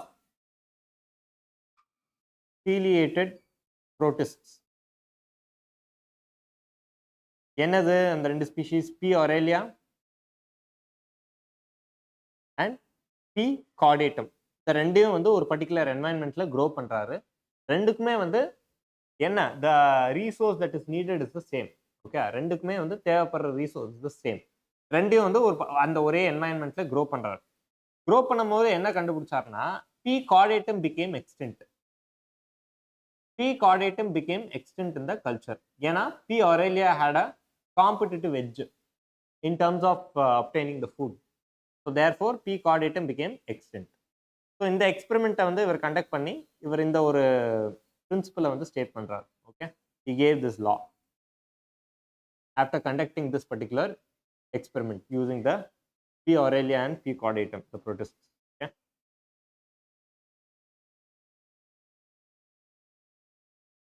but இந்த பர்டிகுலர் லா வந்து டிஸ்அப்ரூவ் பண்ற மாதிரி நிறைய எக்ஸாம்பிள்ஸ் இருக்கு. So for example one of the mechanism one mechanism which disapproves this particular law is the resource partitioning. So in the mechanism வந்து two species competing for the same resource, they avoid competition. So in the resource partitioning என்ன சொல்லுதுன்னா, two species competing for the same resource could avoid competition by choosing different times for feeding or different foraging patterns அந்த மாதிரி. Okay, so இப்போ ஒரு ட்ரீல வந்து நிறைய species of birds இருக்கு. ஓகே, இங்கே ஒரு எக்ஸாம்பிள் மேக்கர்த்தர் வந்து ஒரு எக்ஸ்பெரிமெண்ட் இது பண்ணி என்ன பார்க்குறாருன்னா, 5 closely related species of warblers are living on the same tree. They avoided competition and coexisted due to behavioral differences in the foraging activities. For example, இந்த time to இந்த time வந்து இந்த species போய் consume பண்ணலாம், அதோட resource consume பண்ணுது. இந்த time to இந்த time, so different timings of different foraging patterns and timings-nala they were able to coexist. 5 different species of warblers were able to coexist. So resource partitioning ane ஒரு example இது. So இது மூலமா இதை வந்து இதை use பண்ணி disapprove பண்றாங்க. Cos பிரின்சிபல்ல வந்து that it is not always, this is not always the case அப்படின்னு டிஸ்அப்ரூவ் பண்றாங்க. ஓகே, காஸஸ் பிரின்சிபல் அண்ட் அதை டிஸ்அப்ரூவ் பண்ற ரிசோர்ஸ் பார்ட்டிஷனிங். ஓகே, அடுத்து parasitism. ஸோ parasitismல வந்து யூஸ்வலி ஃபர்ஸ்ட் இன்ட்ராக்ஷன் டைப் என்னவா இருக்கு? One is gaining, the other is losing. ப்ரெடேஷன்ல என்ன பார்த்தோமோ அதே இன்ட்ராக்ஷன் தான். ஓகே, ஸோ அப்படி இருக்கும்போது இங்கே ஒரு முக்கியமான ஒரு ஃபீச்சர் என்னன்னா, த ஹோஸ்ட் இங்கே வந்து ப்ரெடேட்டர் ப்ரே கிடையாது, host and the parasite. So host and parasite ரெண்டு, the parasite is one who is gaining, host is the one who is losing. So இந்த இடத்துல பார்த்தீங்கன்னா the host and the parasite ரெண்டு பேருமே வந்து என்ன சொல்றது, they will keep on evolving. The parasite will evolve to become more host specific and the host will evolve many defense mechanisms against the parasite. இந்த மாதிரி ரெண்டுமே வந்து co-evolve ஆகிட்டே இருக்கும். And இன்னொரு முக்கியமான விஷயம் என்னன்னா, if the host perishes then the parasite will also perish. Okay, if it is an endoparasite. If it is an endoparasite. Ectoparasite na enadhu? They are present on the surface. Okay, so for example, if pain, head lice is an ectoparasite. இதே நம்ம உடம்புக்குள்ள வாழ்ற நிறைய microbes, so all these things எல்லாம் வந்து it is considered as endoparasite. So what are the different host specific modifications? So parasite may undergo certain special adaptations. For example, loss of unnecessary sense organs, presence of adhesive organs. So இதெல்லாம் வந்து special characters. So many parasites have evolved to be host specific. Yeah. So சில parasites are specific to only one particular host. அது அந்த ஹோஸ்ட்ல மட்டும்தான் சர்வை பண்ண முடியும். So அந்த host வந்து எக்ஸ்டென்ட் ஆச்சுன்னா நேச்சுரலி அந்த parasite எக்ஸ்டென்ட் ஆகும். In such a way that both the host and the parasite tend to co-evolve. So இப்போ ஹோஸ்ட் வந்து சில ஸ்பெஷல் மெக்கானிசம் வந்து எவால்வ் பண்ணுது டு ரிஜெக்ட் த பேரசைட் அப்படின்னா, அந்த parasite will evolve mechanism to counteract and neutralise the defence mechanism. Okay, so இங்கே adaptations such as loss of unnecessary sense organs, presence of adhesive organs, suckers to climb onto the host, loss of digestive system, high reproductive capacity. So all these things are important adaptations taken up by the parasites. Okay, இதை note பண்ணிக்கோங்க.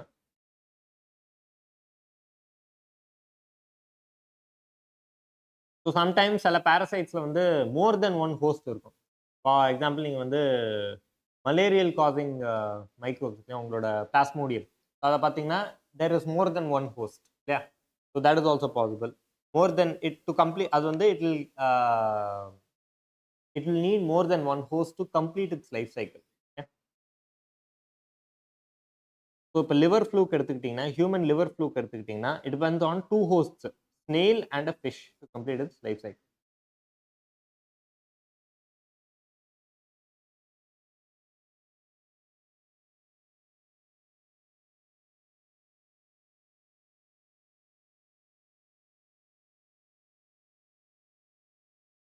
இப்போ நான் ஏற்கனவே இப்போ சொன்னேன்ல malarial parasite. So இப்போ அதை எடுத்துக்கிட்டிங்கன்னா it requires a mosquito to spread to other host. So வந்து மோஸ்ட் ஆஃப் த டைம் வந்து இந்த பாரசைட் என்ன பண்ணுது, they may reduce the survival, growth and reproduction of the host. So இந்த இடத்துல வந்து அதனால தான் host is losing out அப்படின்னு சொல்றோம். Okay, host is losing out ன்னு சொல்றோம் and reduce its population density. It is making the more host is it is making the host more vulnerable to predation. Okay. So இங்க ectoparasites. So parasites that feed on the external surface of the host organism is called ectoparasite. Okay, for example, lice on humans, ticks on dogs, இதெல்லாம் ectoparasites. Cuscuta is an example for parasitic plant. Okay, that is growing on other hedge plants. இதையும் படிச்சு வச்சுக்கோங்க. Cuscuta is an example for parasitic plant. Okay.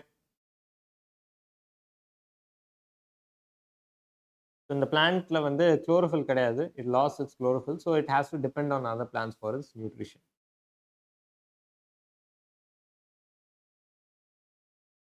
Female mosquito is not considered as a parasite.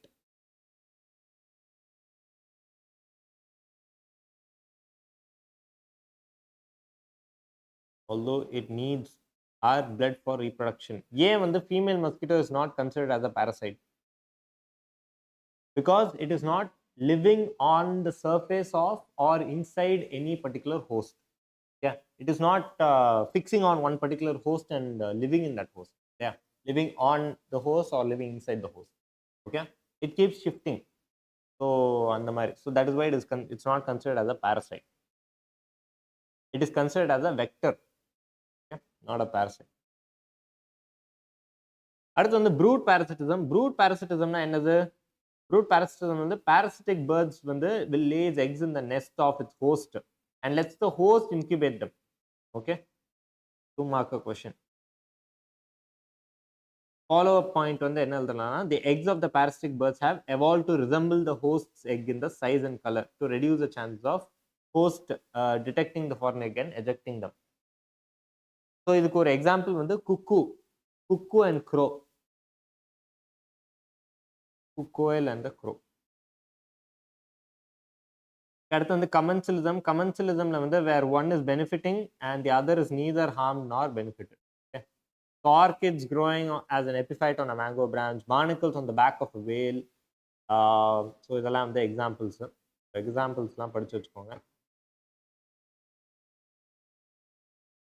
Egrets clinging on to cattle.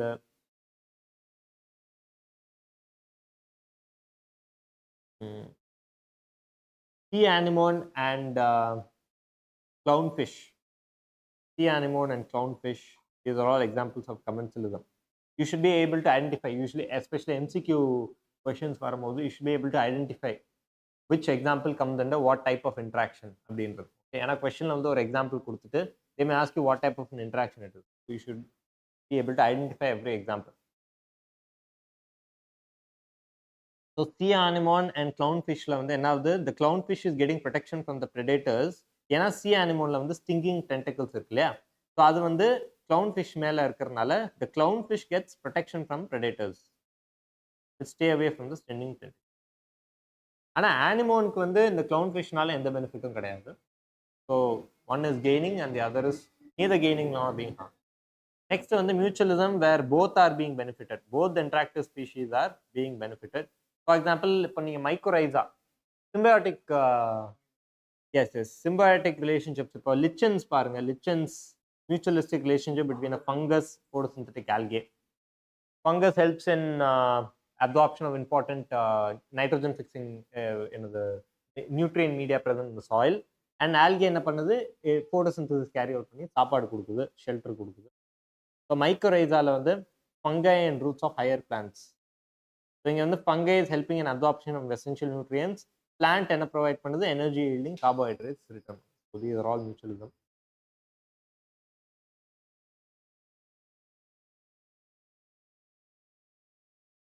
And for pollination, obviously insect pollination. So insect pollination க்கு வந்து so pollination ல வந்து usually insects are the major pollinators. Yeah, so there's a mutualistic relationship. So அந்த இன்செக்ட்டுக்கும் வந்து some benefit இருக்கும், nectar இருக்கும், R yeah, pollen rewards இருக்கும். So and it gets space for laying its eggs. Okay, so அதுக்கும் வந்து so நிறைய benefits இருக்கு. So that is a mutualistic relationship. The plants are offering rewards of fees in the form of pollen and nectar for pollinators. Therefore pollination is carry out பண்ணுது.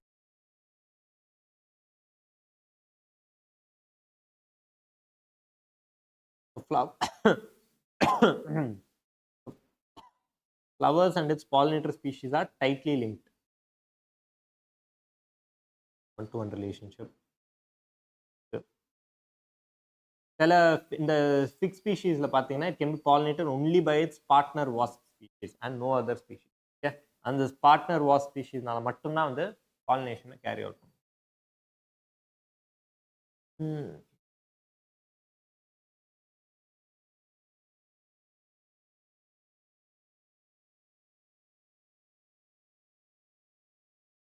So these are all examples. Sexual deceitனா என்னன்னு தெரியுங்களா உங்களுக்கு? சில இப்போ the orchid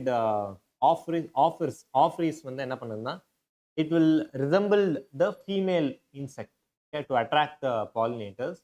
அது மேல் pollinators வந்து உட்கார்ந்ததுக்கு அப்புறமா வந்து அங்கே வந்து nectar or no rewards is being provided, is resembling the female insect. So அதை வந்து ஃபீமேல் இன்செக்ட்னு நினச்சி அது வந்து உட்காரும் அந்த இடத்துல. So and it gets pollinated. So but the insect is not gaining anything. So this comes under sexual deceit.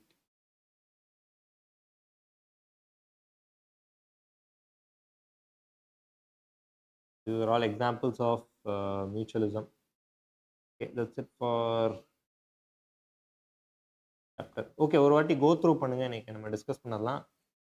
ஒரு 5 minutes go through பண்ணுங்க, நம்ம கொஷின்ஸ் பார்ப்போம். 5 marker 2-3 markers what type of questions வந்து இந்த சாப்டர்ல இருந்து எக்ஸ்பெக்ட் பண்ணலாம் அப்படின்றத பார்ப்போம்.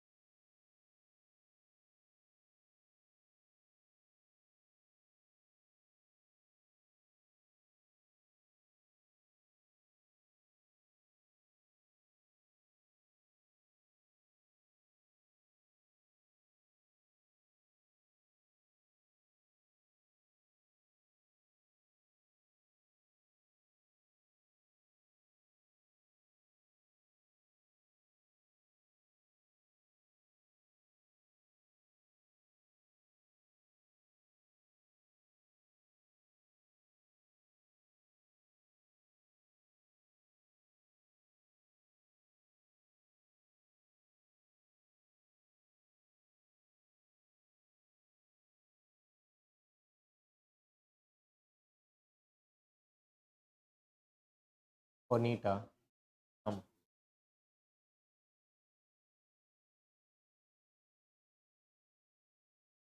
கிராஷ் கோர்ஸ் எப்போ ஆரம்பிக்குது?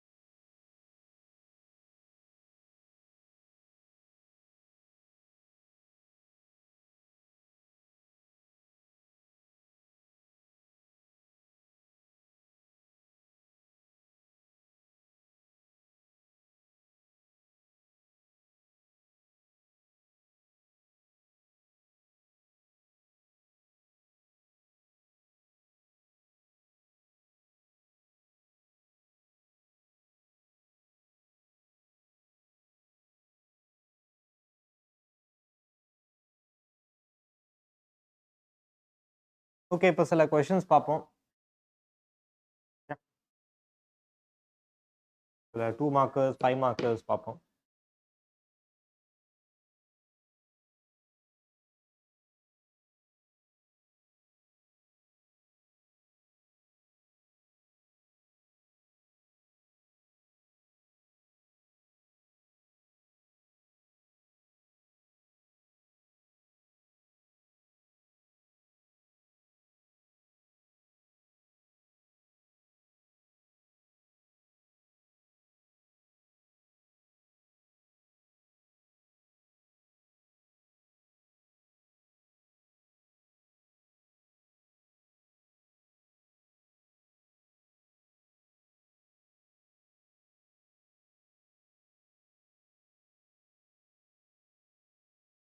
நான் சொன்னேன் இல்லையா, இந்த மாதிரி எனி சாப்டர் ஆரம்பிக்கிறதுக்கு முன்னாடி ஒரு மைண்ட் மேப் மாதிரி போட்டுட்டு ஆரம்பிங்க.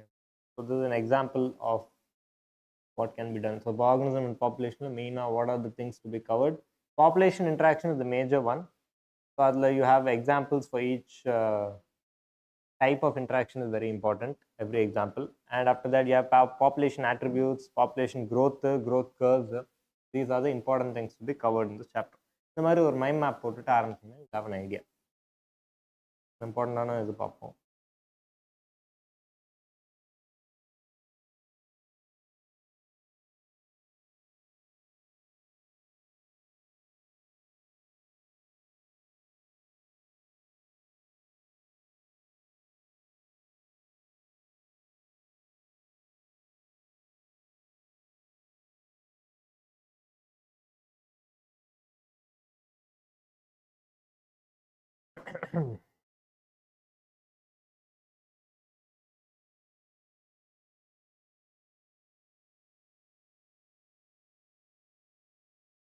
First question, define ecology. 2 mark question கேட்குறாங்க, எப்படி அப்ரோச் பண்ணுவீங்க? First you should write the textbook definition of it. So it's a field of science that is studying the interaction among organisms, is studying the interaction between organisms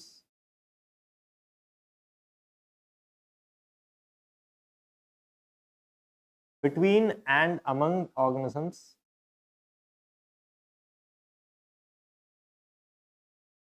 and its abiotic factor or surrounding environment.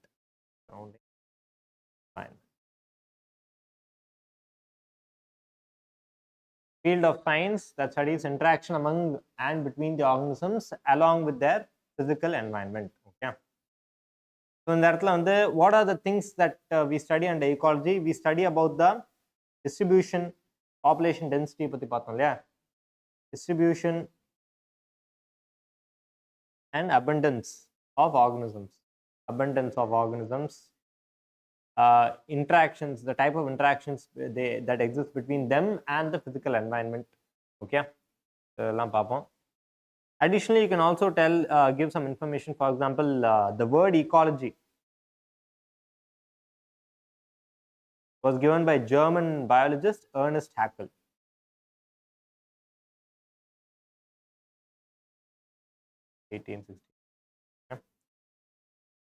Father of ecology in India yaru? Father of ecology in India is Professor Ramdev Misra. Okay, and the mari points. So for 2 marks is more than put all these points. So அடுத்த question வந்து என்ன கேக்குறாங்கன்னா, next question is, what are the steps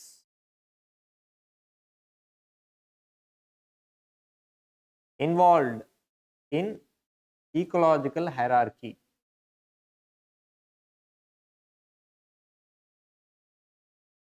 so இந்த கொஸ்டினில் வந்து ஒன்றும் இல்லை, நம்ம வந்து நான்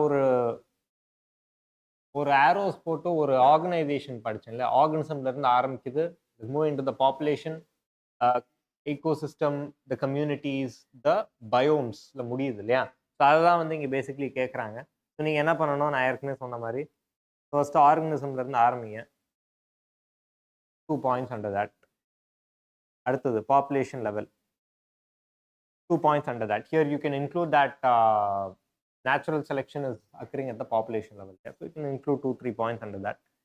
Population is basically group of individuals, plant or animal species occupying a particular area. Basic things. And population kila again. Adutha level biological community. So biological community again, ecosystem is composed of a biological community. Okay? So on the points. And then you end in biome. Okay. Biome is basically covering a vast, it could be a vegetation type. Okay. Be a vegetation type or desert type. Amazon rainforest is an example of biome on the map. So this is what they are asking when they are telling steps involved in ecological hierarchy. This is the ecological hierarchy. Okay, organism la irundhu biome. With the question, this they may again ask you for same 2 marks or 3.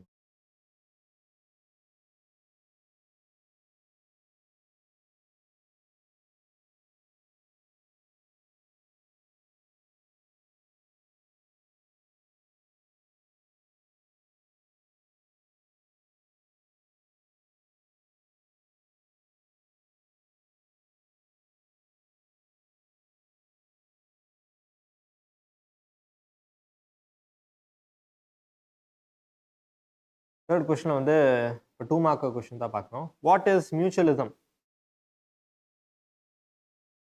அப்படின்னு கேட்குறாங்க. So இப்போ you see how many marks they are giving for it. They are asking for 2 or 3 marks. First அப்படின்னா என்ன and give a couple of examples. Simple. Mutualism னா என்னது? Where both the species are being benefited from one another. இல்லையா? That is the type of interaction that is existing here.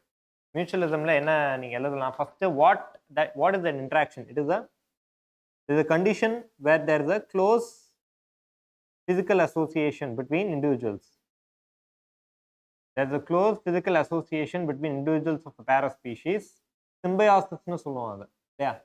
Symbiosis னு சொல்லுவோம். Symbiosis. So in the type of interaction la it is conferring benefits. Confers benefits for both the species. For both the interacting species. For both the interacting species. And the type of association is a functional association. They are not merely living together.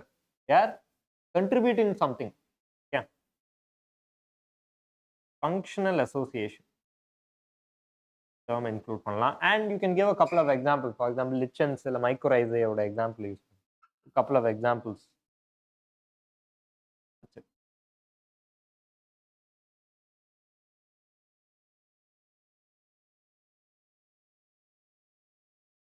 Okay, இப்போ ஒரு 5 marker question ஒன்று பார்ப்போம்.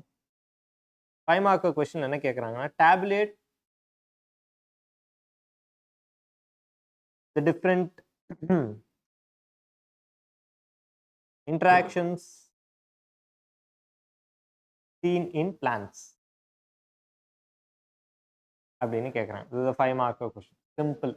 ஒரு type of இன்ட்ராக்ஷன்லையும் வந்து பிளான்ஸோட examples எங்கெங்கே இருக்கோ you mention that interaction and then you mention the type of interaction. For example, let's start with mutualism ல இருந்து ஆரம்பிப்போமே.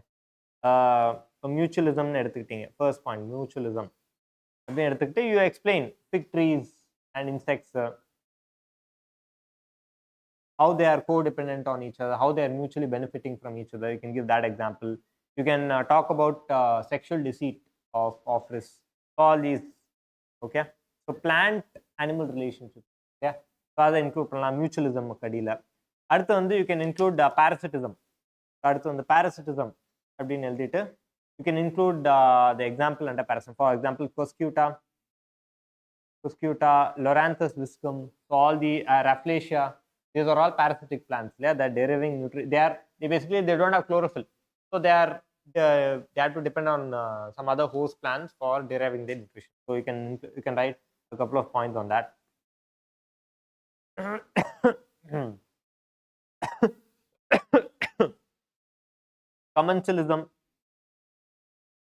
Commensalismல என்ன எக்ஸாம்பிள்ஸ் பார்த்தோம்? For epiphytes வந்து is an excellent example of commensalism. So epiphytes என்னது? For example, your mosses, ferns, orchids, money plant, all these are epiphytes. So இதெல்லாம் epiphytes என்னது? They're basically growing on trees at a higher level. So இதனால அதுக்கு என்ன benefit வருது? It is getting more sunlight இல்லையா? Compared to lower levels of the ஸ்ட்ராட்டால பார்த்தீங்கன்னா compared to the lower levels of the tree, higher levels of the ட்ரீல grow பண்றதுனால it is getting more sunlight, direct sunlight. It is getting benefitted. ஆனா இதனால ட்ரீக்கு வந்து பெருசா ஒன்றும் பாதிப்போ இல்ல கெயினோ ஒன்றும் கிடையாது. Neither gaining or losing and epiphytes are gaining. So அதே மாதிரி several woody climbers they are taking the support of the trees to grow இல்லையா? இதனால ட்ரீக்கு வந்து there is no harm but the climbers are getting benefited. Yeah, it's providing support. So you can include all those under commensalism. And predation you can improve calotropis. It produces highly poisonous cardiac glycosides. You can provide. So whatever plant examples you haven't reached interaction, you write about that. 5 marks easy on them.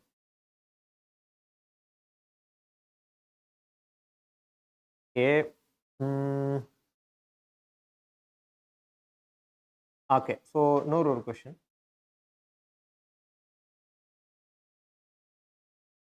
Describe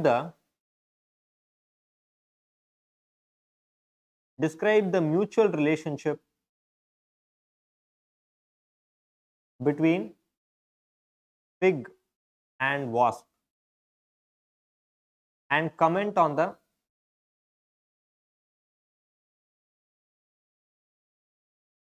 phenomenon that operates in this relationship. Comment on the phenomenon that operates in the relationship. என்ன சொல்றாங்க? Mutualism பத்தி, அந்த mutualism இன்டராக்ஷனை refer பண்ணி அந்த mutualism பத்தி 2-3 points வந்து கொடுக்க சொல்றாங்க. ஃபர்ஸ்ட் நீங்க வந்து describe the mutual relationship between fig and வாஸ்ப்ல நீங்க என்ன சொல்லணும்? ஃபர்ஸ்ட் ஃபிக் என்ன ஆஃபர் பண்ணுது டேபிள்ல? ஓகே, ஸோ நெக்டார் ஆஃபர் பண்ணுது, ஃபுட் சோர்ஸ் ஆஃபர் பண்ணுது, அட் த சேம் டைம் சில போலன் கிரெயின்ஸ் ஆஃபர் பண்ணுது. Shelter. So wasp in return என்ன ஆஃபர் பண்ணுது? It is serving as a pollinating. It is pollinating its pollen. So அதெல்லாம் refer பண்ணிட்டு, so the type of interaction that exists between this example is that of a mutualistic relationship. And mutualism பத்தி ஒரு 2-3 point எழுதுங்க. Okay, so that is what they are asking here. Here again 2 to 3 marks.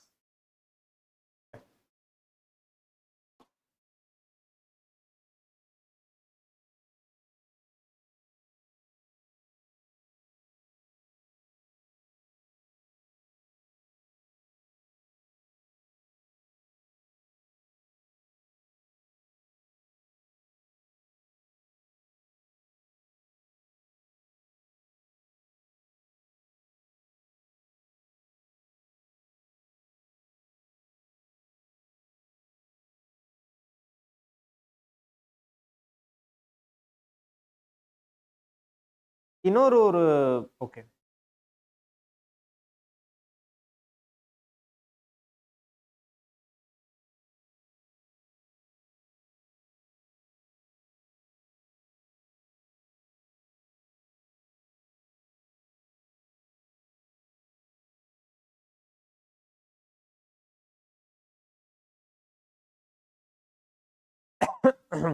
இதுவே ஒரு okay, அது ecosystem சாப்டர்ல பார்ப்போம். Ego system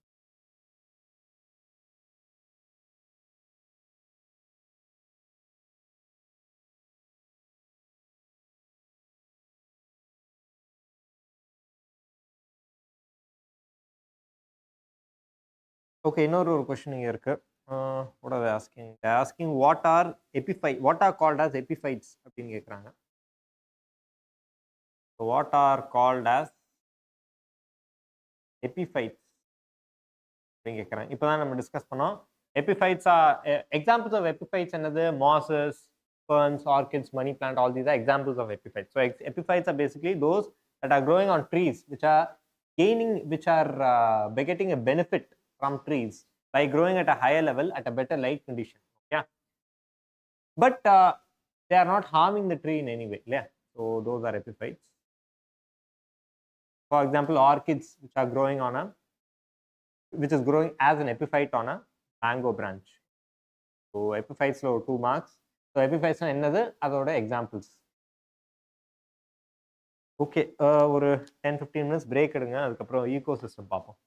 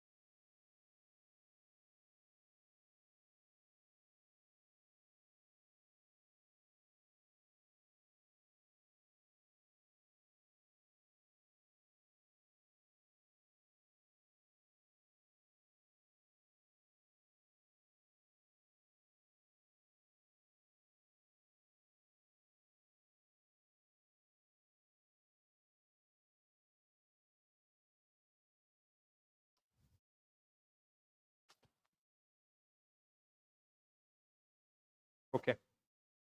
so இப்போ ego system பார்க்க போகிறோம். ஸோ அதான் எனி சாப்டர் ஆரம்பிக்கிறதுக்கு முன்னாடி ஃபஸ்ட்டு ஒரு மைண்ட் மேப் போடணும்னு நான் சொல்லியிருக்கேன். ஸோ ஸோ இந்த ஈகோ சிஸ்டம் சாப்டரில் ஃபஸ்ட்டு என்ன பார்க்க போகிறோம்னா ஈகோ சிஸ்டமோட ஸ்ட்ரக்சர், அதாவது component of so ecosystem any components எடுத்தோடனே வந்து ஃபஸ்ட்டு நம்ம ரெண்டாக பிரிக்கிறோம், பயோட்டிக் அண்ட் அபயோட்டிக் காம்பனன்ட்ஸாக பிரிக்கிறோம். அபயோட்டிக்னா என்ன? It is referring to the non living thing. ஒரு ஈகோ சிஸ்டம் சர்வைவ் ஆகணும், ஒரு பர்டிகுலர் பாப்புலேஷன் சர்வைவ் ஆகணும்னா many abiotic factors required.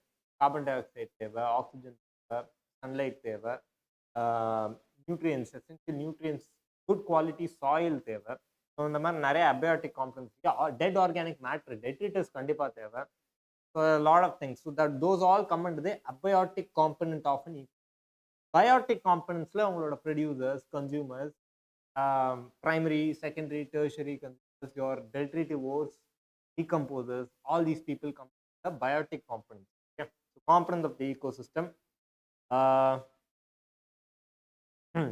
Gross primary productivity, net primary productivity. So different types of productivity levels பத்தி பார்க்க போறோம். And எப்படி அதை calculate பண்றது, primary productivity, secondary productivity, all those things. And then factors affecting this productivity, temperature, solar radiation, power, photosynthetic activity. அடுத்து வந்து decomposition. டீகம்போசிஷனில் நிறையா processes இன்வால்வ்டாக இருக்குது. அந்த ப்ராசஸஸ்லாம் என்னது, டெஃபினேஷன், மீனிங், இதெல்லாம் உங்களுக்கு தெரிஞ்சிருக்கணும். ஃபார் எக்ஸாம்பிள் ஃப்ராக்மெண்டேஷன், கேட்டபாலிசம், இன்டர்லைசேஷன், ஆல் தீஸ் டெர்மினாலஜிஸ்னால் என்ன அப்படின்னு. Then moving on to energy flow. Energy flow is very important. நீங்கள் வந்து தெர்மோடைனமிக் லாஸ் உள்ள வருது. Okay, thermodynamic laws or Lindeman's laws. Okay, 10% law, first law of thermodynamics, second law of thermodynamics, இதெல்லாம் எந்த இடங்கள்ல ஃபாலோ ஆகுது, ஏன் ரெஃபர் பண்ணுறோம், ஆல் தீஸ் திங்ஸ் தெரியணும். 10% law is very important. Okay, energy flow தெரிஞ்சுக்கணும். Food chain, food webs, obvious. Food chain, food webs, different trophic levels, அதெல்லாம் வந்து ரொம்ப முக்கியம். ட்ராஃபிக் லெவல்ஸில் எப்படி எனர்ஜி டிரான்ஸ்ஃபர் நடக்குது, ஆல் தீஸ் திங்ஸ் தெரிஞ்சிருக்கணும். Major types of food chains என்னென்ன? You have your grazing food chain and then you have your detritus food chain. Yeah, detritus food chain is referring to the ஒரு dead organic matter ஓட recycling எப்படி நடக்குது, that comes under detritus food chain. And grazing food chain refers to your normal producers வந்து herbivores, carnivores move ஆகுது இல்லையா, that is your grazing food chain.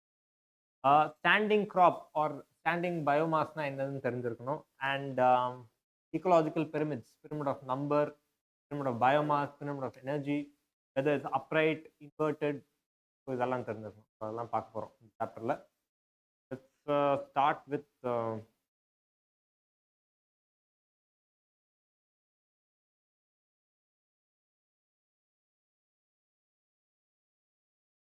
MCQ point of view, NEET point of வியூவில் pyramids are very important.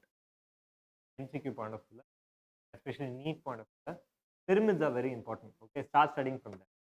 Okay, first நம்ம இப்போ NCERT line by line போவோம்.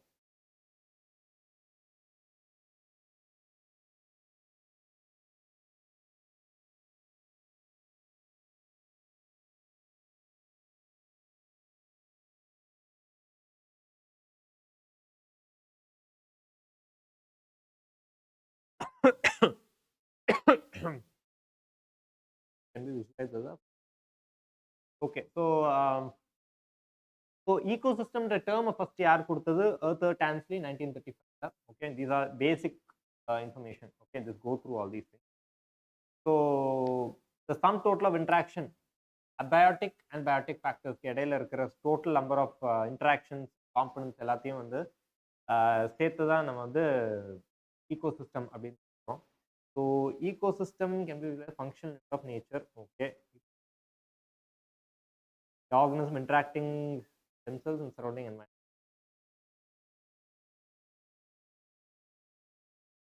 So ecosystem na, it can refer to a small pond ecosystem, okay, to a large forest area or forest ecosystem. So it varies greatly in size.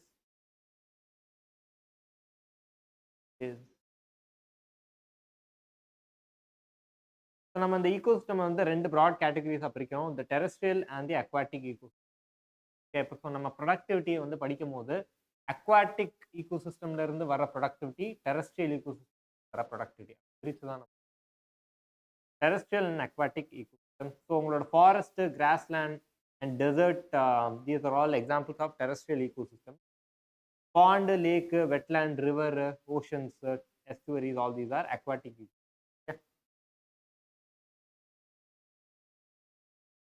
Crop field, aquariums are all man-made.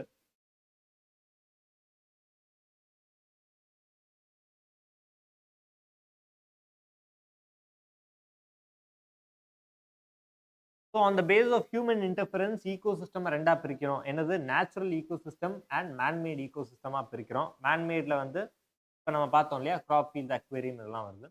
On the basis of on a higher level, நம்ம வந்து terrestrial and aquatic பிரிக்கிறோம். And whether on the basis of human interference, அதை வந்து man-made and natural பிரிக்கிறோம். ஒன்னொன்னுக்கும் examples இருக்கு.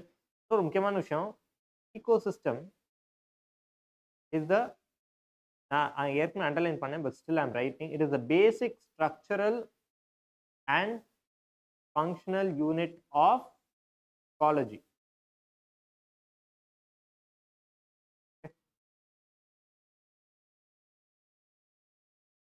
It is a stable, interacting, self-sustaining system. இப்போ நம்ம ஏற்கனவே பார்த்தோம், காம்பனன்ட்ஸ்ல வந்து அபயோட்டிக் அண்ட் பயோட்டிக் காம்பனன்ட்ஸ் இருக்கு. ஒன்னும் வந்து எதை ரெஃபர் பண்ணுறது நம்மளுக்கு ஒரு ஐடியா இருக்கு. ஸோ இந்த காம்பனன்ட்ஸ் வந்து எப்படி இன்டெகிரேட் ஆகுது அண்ட் ஃப்ளோ ஆஃப் எனர்ஜி எப்படி நடக்குதுன்னு பார்ப்போம். Interaction results.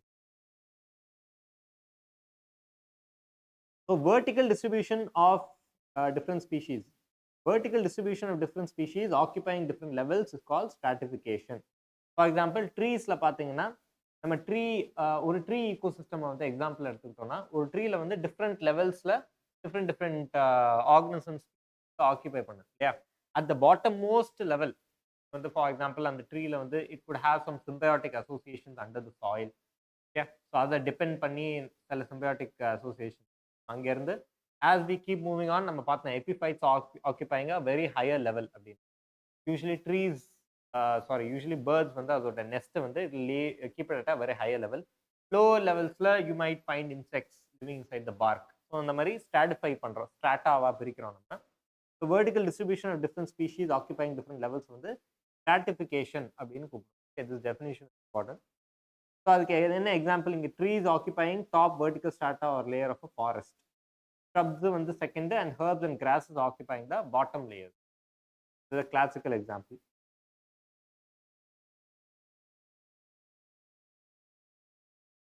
Components of the ecosystem seem to function as a unit when you consider the productivity, decomposition.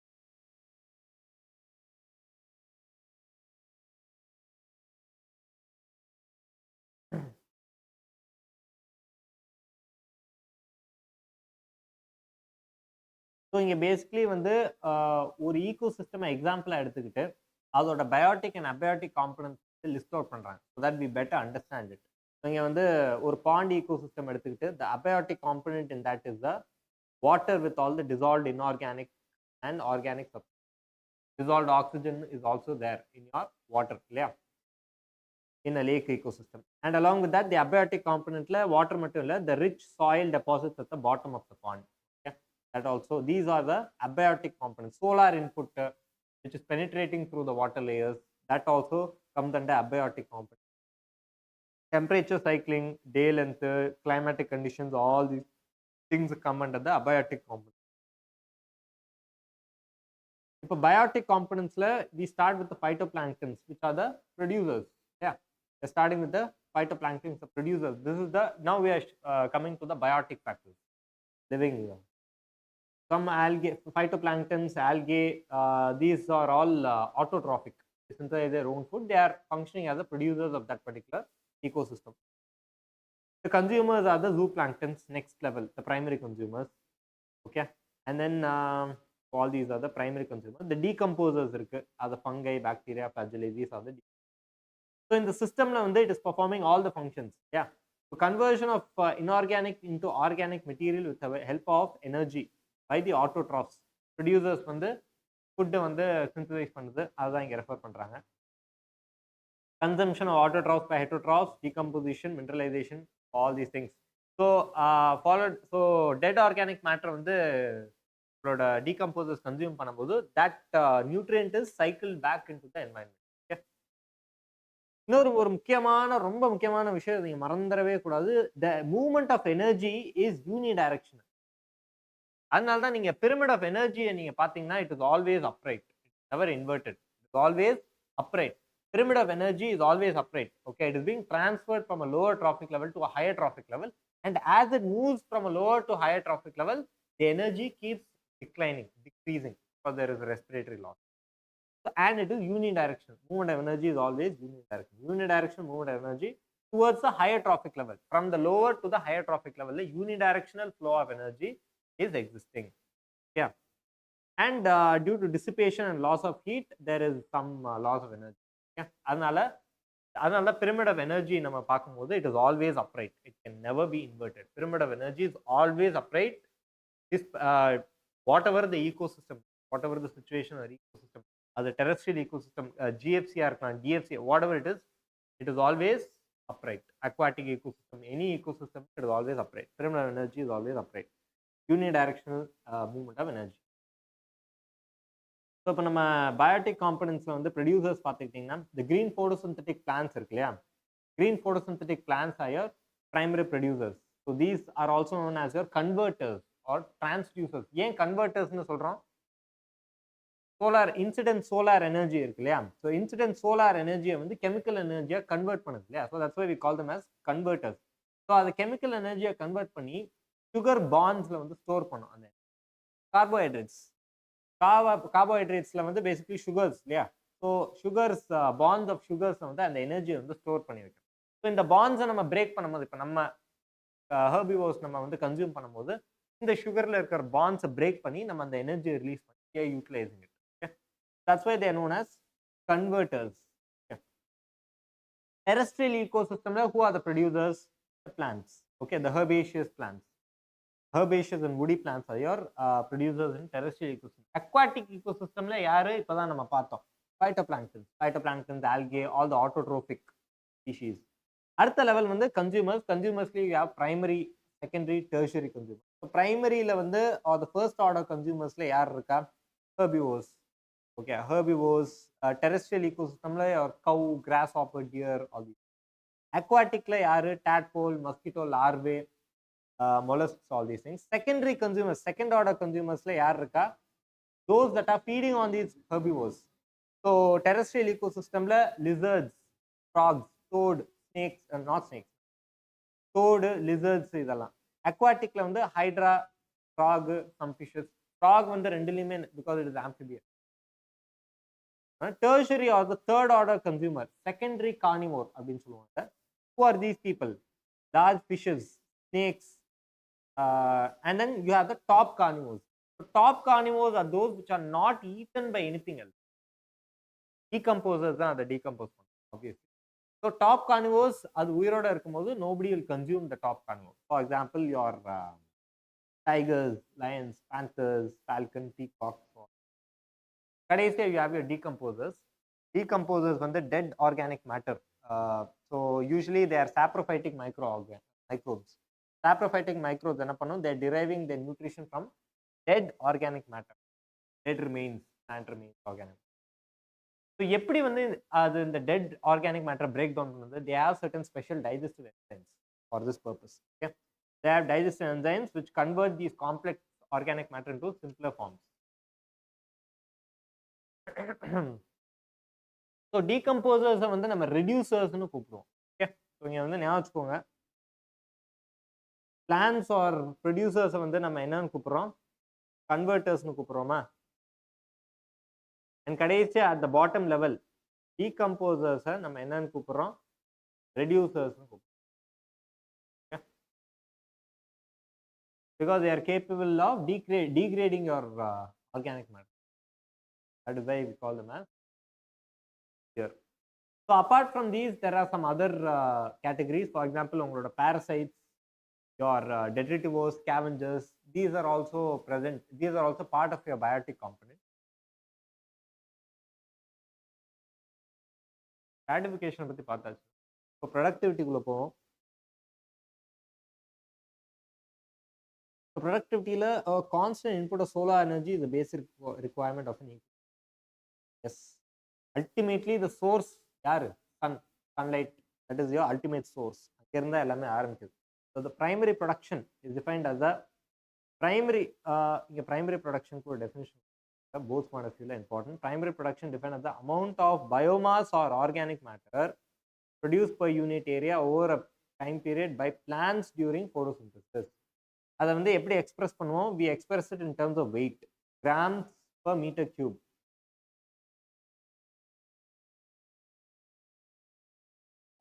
Square area, correct. Grams per meter square. வெயிட்டா இல்ல எனர்ஜியா கூட நம்ம ரெஃபர் பண்ணலாம். Grams per meter square or kilo calories per area, per unit area. Actually productivity or per unit time, for example per year.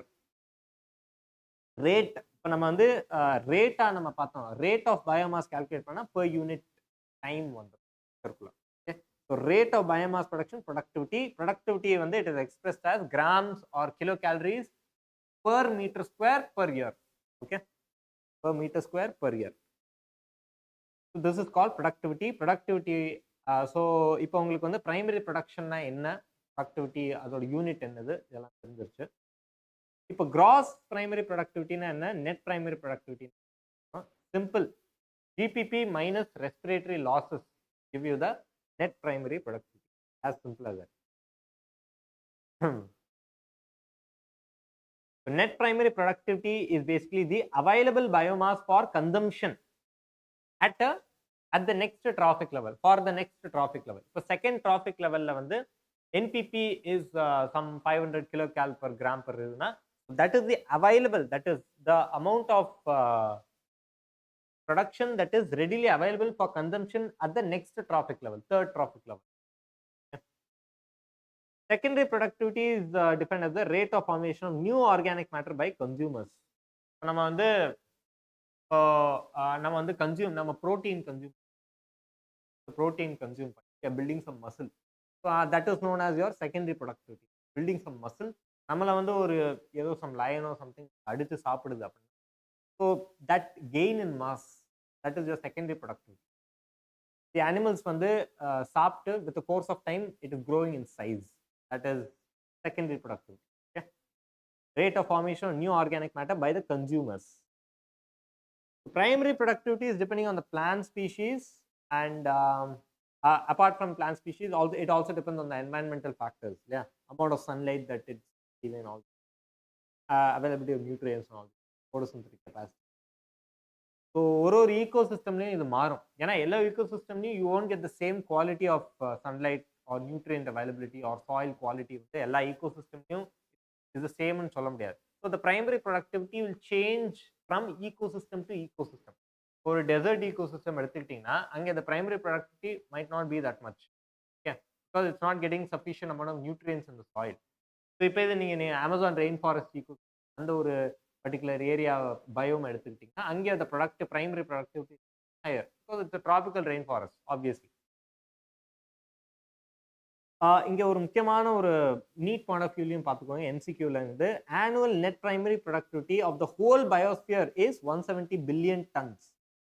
ஆனா இதுல வந்து 70%, இதுல வந்து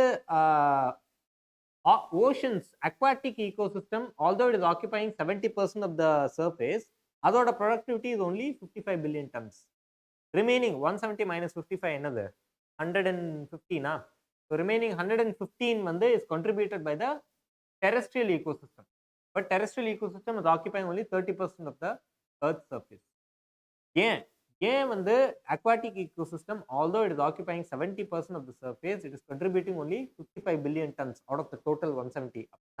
The primary productivity of the aquatic ecosystem, see, sunlight can reach only up to a certain level, after which it cannot penetrate. Yeah, so most of the aquatic ecosystem is dark, sunlight cannot reach that area. Okay, it is pitch dark.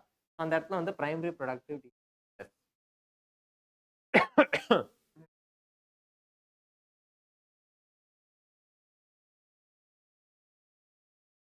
Actually இதை base பண்ணி உங்களுக்கு சில எம்சிக்யூலேயே எடுத்துக்கிட்டாலும் சில questions வாய்ப்பு இருக்கு கேட்பாங்கன்னா, இப்போ For example, GPP at the first trophic level. இன்னும் 10% law சொல்லல, 10% law பார்த்துக்க. ஓகே, அடுத்து வந்து டீகம்போசிஷன். ஸோ டீகம்போசிஷனில் வந்து நிறையா ப்ராசஸஸ் இன்வால்வ் ஆயிருக்கு. ஃபார் எக்ஸாம்பிள் ஃப்ராக்மெண்டேஷன், ஸ்டெப்ஸ் எல்லாம் வந்து what do they mean, what do each of these steps mean, ஒரு டெஃபினிஷன் உங்களுக்கு கண்டிப்பாக தெரிஞ்சிருக்கு.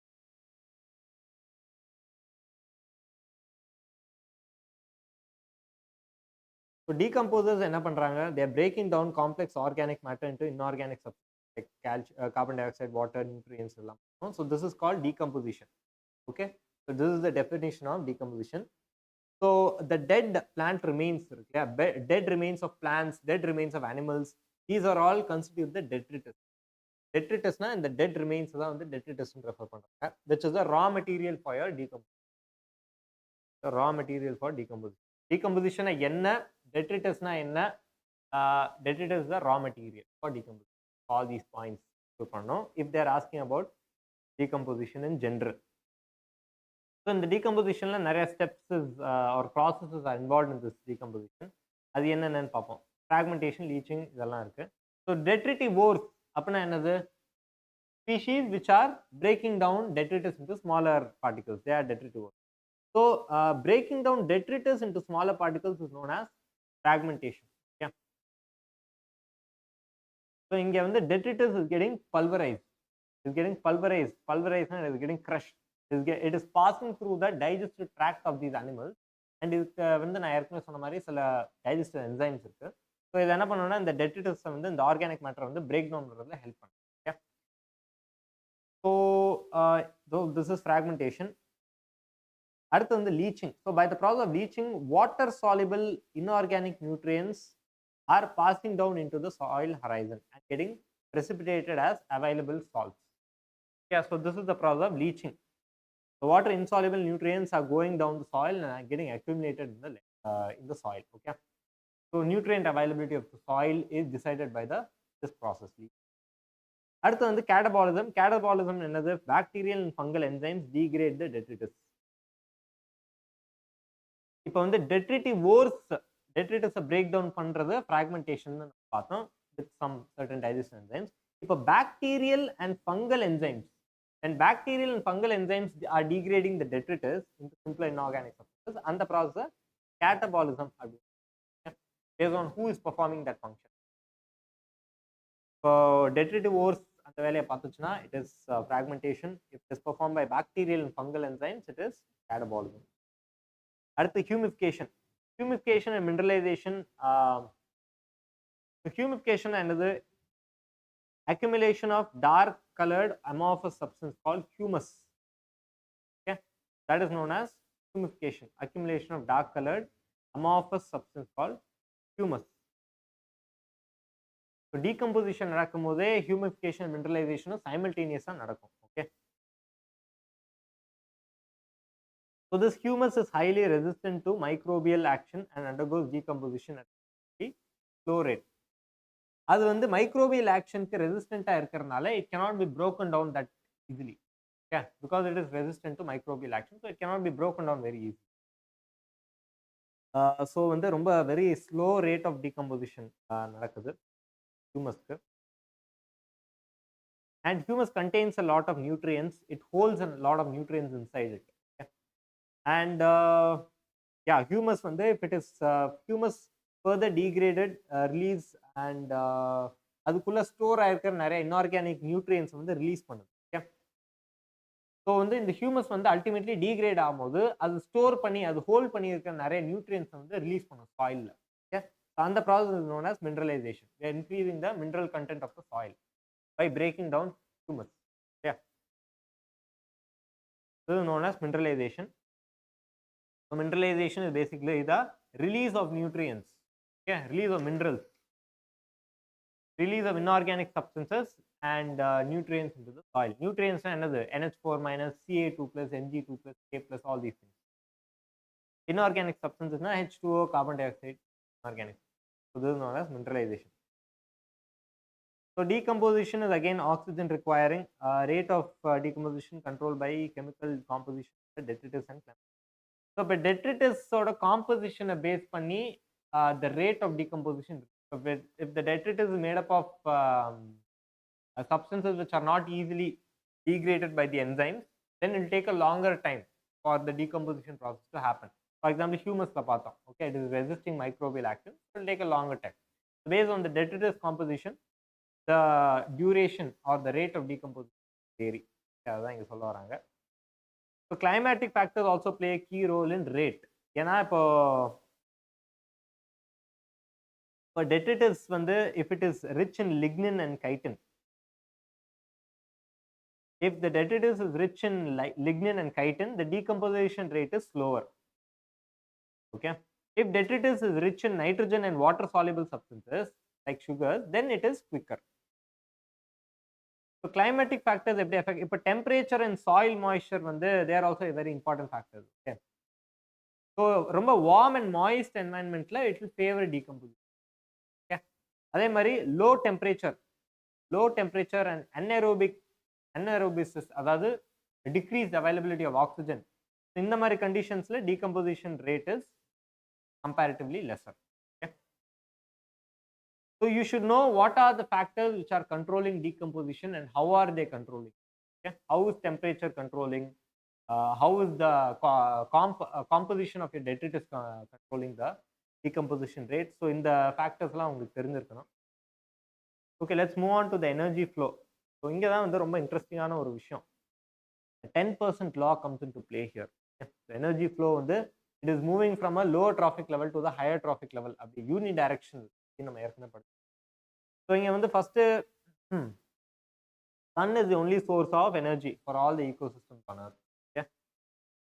So incident solar radiation is less than 50% of its photosynthetically active radiation. Okay. So so sunlight விழுது இல்லையா, விழுகிற sunlight எல்லாமே 100% of it is not utilized by the plants. So அந்த விழுகிற 100%ல வந்து வெறும் 50% தான் வந்து photosynthetically active radiation. So out of the 100%, only 50% is PAR, which can be utilized by the plants. Okay. And in the 50%ல வந்து வெறும் 2 to 10% மட்டும்தான் வந்து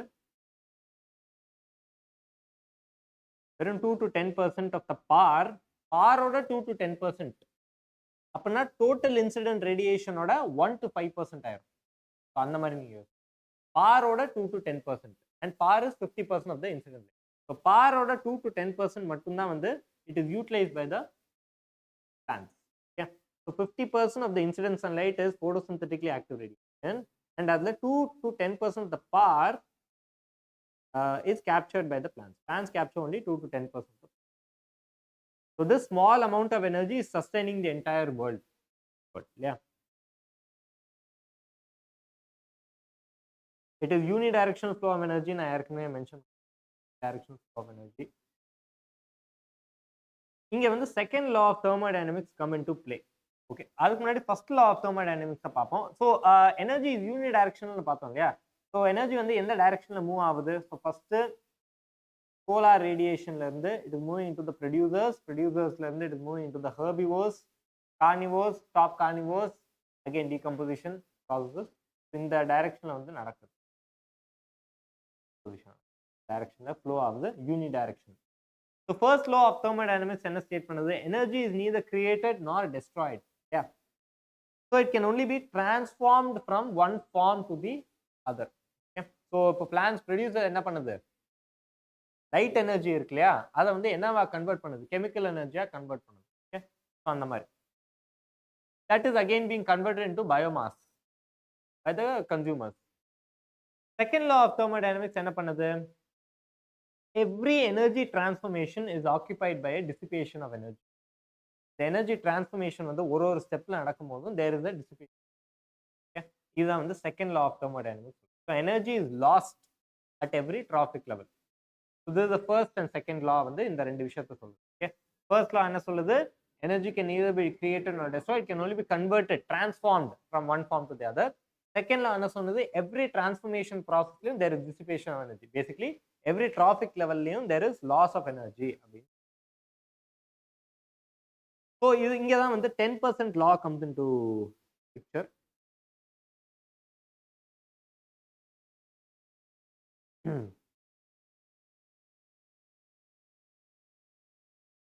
இதெல்லாம் நம்ம ஏற்கனவே பார்த்துட்டோம். Producers are the green plants, herbaceous woody plants, aquatic ecosystem, phytoplankton.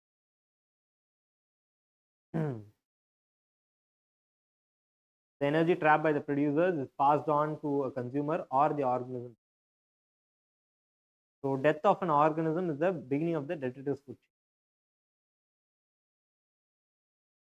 So all animals are depending on the plants directly or indirectly for the food. Carnivores are இருந்தாலும் it is indirectly dependent on the plants for food. Yeah, they are called as consumers. They are all heterotrophs.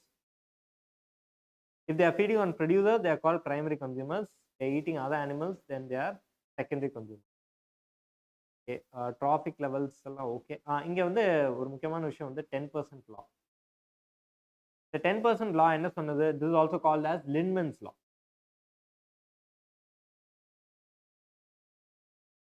So இந்த 10% law என்ன சொல்லுன்னா, at every trophic level only 10% of the energy is transferred to the next trophic level.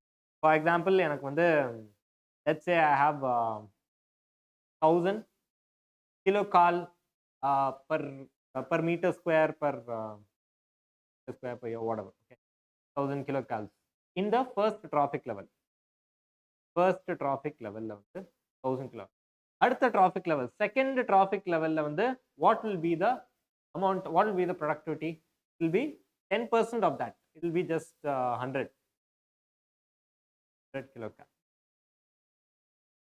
Then third trophic level 10. So what they are telling. Okay, இப்போ food chains பத்தி பார்ப்போம். Food chainsல you have detritus food chain and then you have your grazing food chain. ரெண்டு food chain இருக்கு இல்லையா? And அதுக்கு முன்னாடி food chain பார்க்கறதுக்கு முன்னாடி உங்களுக்கு தெரியும்ல எப்படி மூவ் ஆகுதுன்னு. First trophic level which is the producer, அங்க இருந்து மேல போகுது which is the primary consumer, which is the second trophic level, third trophic level, fourth, இந்த மாதிரி போயிட்டே இருக்கும். Okay, trophic levels எப்படி மூவ் ஆகுதுன்னு உங்களுக்கு. So aquatic ecosystem எப்படி மூவ் ஆகும்? Phytoplanktons first trophic level producers, zooplanktons consume பண்ற சின்ன சின்ன fishes consume பண்ற bigger fishes, and then you have your predators, apex predators in the aquatic, whales, sharks and all. Okay, first வந்து இங்க detritus food chain பத்தி பார்ப்போம். Okay, first grazing food.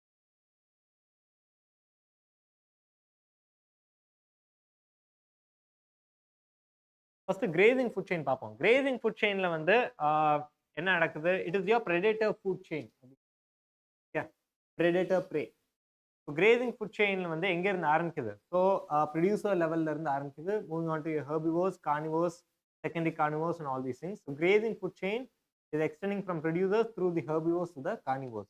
So for example, cattle which is grazing in a grassland. So that is where it is starting. Okay, so that is your herbivore. So deer browsing in a forest, insects feeding on plants, these are your primary consumer or your herbivores. Okay, so அங்க இருந்து it is getting transferred to your apex predator. So this is a grazing food chain. 10% law இங்கேயும் வந்து 10% law வந்து follow ஆகும். Okay okay, அடுத்து வந்து detritus food chain. Detritus food chain இப்போ grazing food chain எங்க இருந்து ஆரம்பிக்குது? Producersல இருந்து ஆரம்பிக்குது.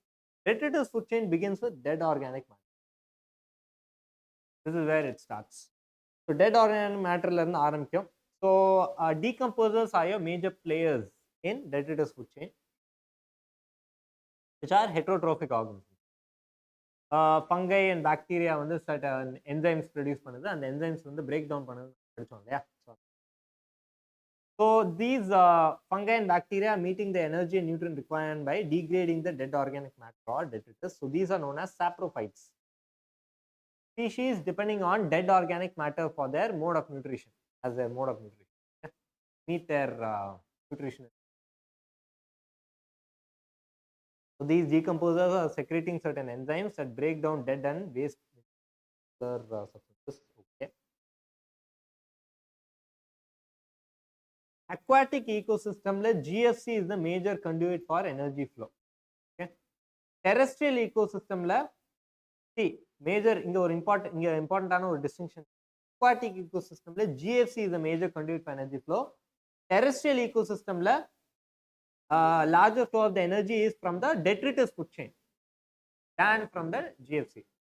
So terrestrial la DFC, aquatic la வந்து GFC, who is the major player, major conduit for energy flow in பார்த்தா. So detritus food chain இங்க இன்னொரு முக்கியமான விஷயம், detritus food chain is connected with the grazing food chain at some levels. How is it connected? Because some of the organisms of the DFC saprophytes are prey to the GFC animals.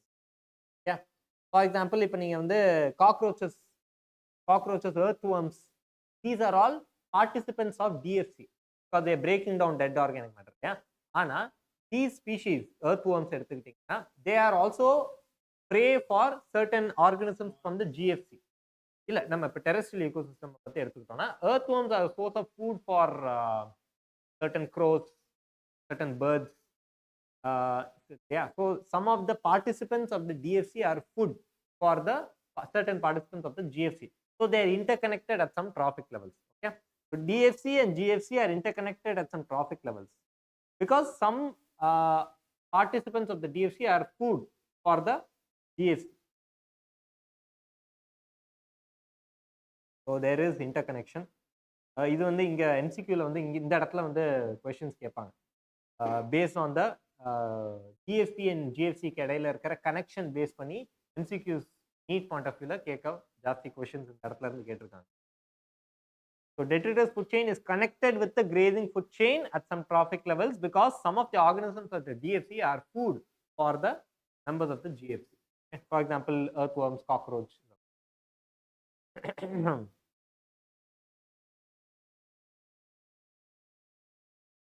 Trophic levels எப்படி வந்து ஒரு organism ஒரு trophic level ஆக்கியூபை பண்ணுது based on its feeding relationship with other organisms, it is occupying a particular trophic level. ஒரு particular organism வந்து second trophic level அப்படின்றத நம்ம எப்படி டிசைட் பண்றோம் based on its feeding habits. அது யாரை கன்சியூம் பண்ணுது, அதை யாரு கன்சியூம் பண்றா, அதை பேஸ் பண்ணி ஃபீடிங் ஹேபிட்ஸ் அண்ட் இன்டராக்ஷன்ஸை பேஸ் பண்ணி நம்ம அது ஒரு trophic levelல பிளேஸ் பண்ணுவோம். Usually it's not accurate. These trophic levels are not accurate. You can't properly classify one organism in one. ஏன்னா இப்போ சில ஸ்பாரோஸ் எடுத்துக்கிட்டீங்கன்னா they consume insects but they also consume seeds.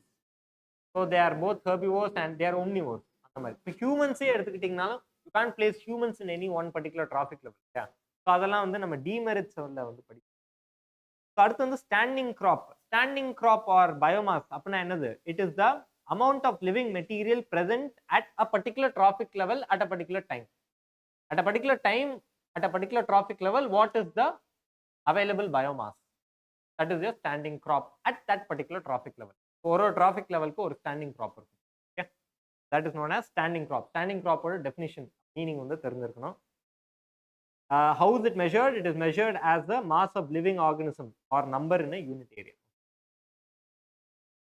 So the mass of living material at a particular time, each trophic level is known as standing. So the dry weight or fresh weight வந்து நம்ம measure பண்ணலாம். இங்கேயும் again 10% law comes into play. Energy transfer is occurring at a 10%.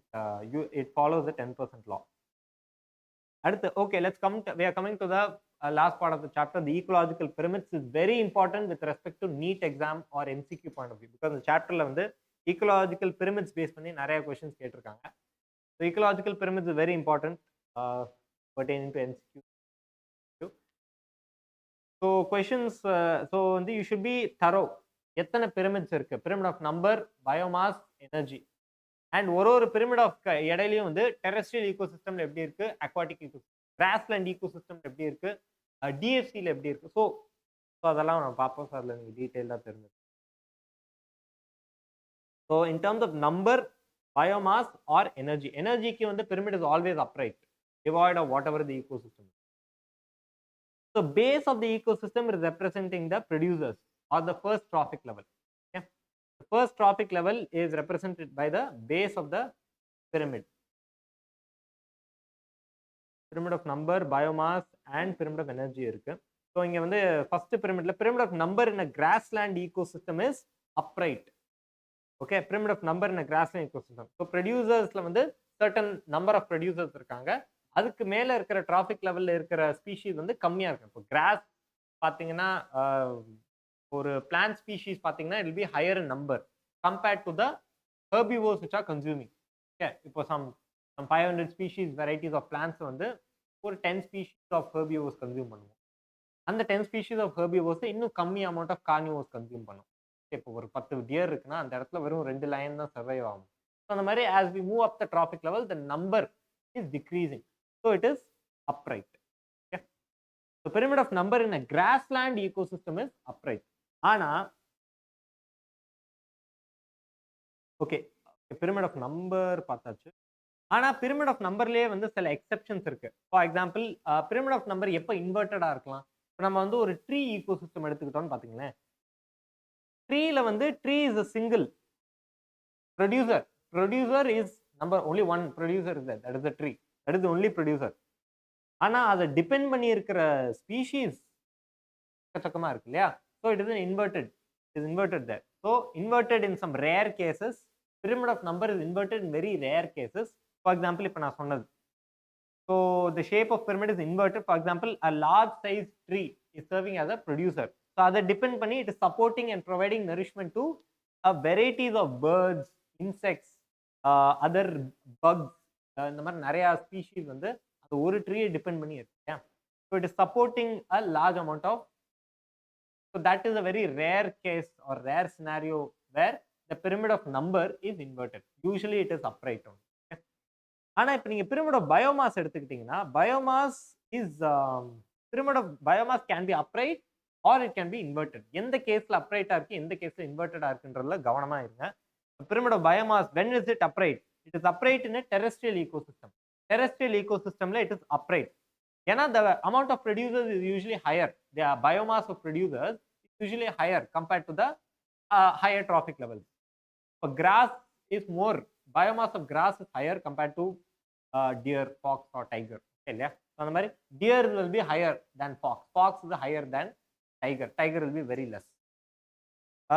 When is it inverted? Pyramid of biomass, when is it inverted? It is inverted in a aquatic ecosystem. Aquatic ecosystemல pyramid of biomass is inverted. Terrestrial ecosystemல pyramid of biomass is upright. Pyramid of number is in most scenarios it is upright, and in very rare situations, it is inverted. Example one. How is it inverted? How is pyramid of biomass inverted in a aquatic ecosystem? நீங்க பாத்தீங்கன்னா producers aquatic ecosystemல இருக்கிற producers யாரு? Phytoplankton. ஆனா phytoplanktons ஓட biomass, your diatoms and phytoplanktons are your producers. Yeah. So the biomass of phytoplanktons is negligible compared to the zooplanktons, compared to the crustaceans and the smaller fishes. So compared to their biomass, phytoplankton biomass is very lesser. Okay. On the aquatic ecosystem la pyramid of biomass is inverted. Terrestrial ecosystem it is upright. Confuse ஆயிராதீங்க. Okay, அடுத்து வந்து கடைசியா pyramid of energy. Pyramid of energy is always up. Okay, 10% law. 10,000 joules அடுத்த லெவல்ல 1000, 100, 10, 10% law. Okay, very very important. Pyramid of energy is always upright. Confusion இருக்க கூடாது. ஏன்? Because first law of thermodynamics, that is okay. First law of thermodynamics என்ன சொல்லுது? There is energy cannot be created or destroyed. Yeah. And second law என்ன சொல்லுது? There is always loss of energy at every trophic level. So it keeps decreasing as we move up the trophic. So if there is 10,000 joules of energy, solar energy is needed to produce 1,000 joules of energy which is stored in the plants. அதுக்கப்புறம் it keeps 10% law, it keeps decreasing. So இப்போ சில limitations இருக்கு. So இதுக்கு வந்து சில limitations இருக்கு. What are the limitations of the ecological pyramids? It is not taking into account the species which are belonging to 2 or more trophic levels. இப்போ நீங்க ஹியூமன்ஸையே வந்து ஒரு எக்ஸாம்பிள் எடுத்துக்கிட்டீங்கன்னா, humans, you can't really put humans into any one particular trophic level. Yeah, we are occupying many trophic levels. We are consuming the plants, we are consuming the organisms in the first trophic level. Frogs, insects consume பண்ற ஆட்கள் இருக்காங்க. We are consuming organisms in the second trophic level as well. Herbivores consume பண்றோம். Deer இதெல்லாம் consume பண்றோம். Goat, deer, chicken. Second trophic level ல இருக்கிற species, or insects, frogs இதெல்லாமே consume பண்றோம். சில apex predators வந்து consume பண்ற ஆட்கள்லாம் இருக்காங்க. Yeah, so we are occupying multiple trophic levels. சில sparrows பார்த்தீங்கன்னா it will consume insects as well as, so that is also occupying multiple. So it is not accounting the species which are belonging to more than two or more trophic levels. So it is always assuming a simple food chain, which is rarely the case. Okay, ஒரு particular organism வந்து நான் இது மட்டும் தான் சாப்பிடுவும் கிடையாது. It consumes a wide varieties of species. Yeah, and saprophytes are not given a place in the ecological pyramid. Dead organisms, இப்போ saprophytes பார்த்தீங்கன்னா அது வந்து apex predators consume பண்ணுது. Yeah, so those are not given a place in the ecological pyramid, although they play a very important role in the. So these are your limitations of your ecological pyramid. So ஒரு 2 marker question கேட்கலாம். The first limitation is not accounting the species occupying multiple trophic levels. Second, it is not it is assuming a very simple food chain, which is rarely the case. Third point, saprophytes are not given a place. The ecological. இந்த chapter ஒரு 5-10 minutes revise பண்ணுங்க. சில possible questions பார்ப்போம். relatively very simple chapter. Revise பண்ணுங்க.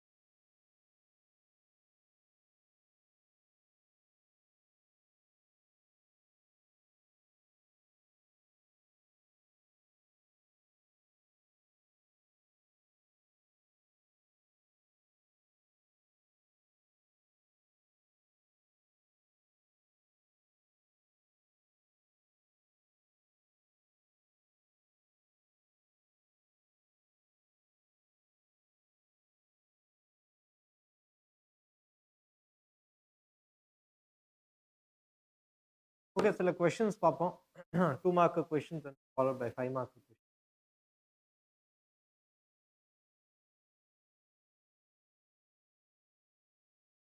I'm not going to be sitting and writing the whole answer. என்ன ஆன்சர்ல என்னென்ன எழுதணும், என்னென்ன key points மட்டும். Okay, so first question வந்து கேக்குறாங்க, what is ecosystem அப்படின்னு கேக்குறாங்க.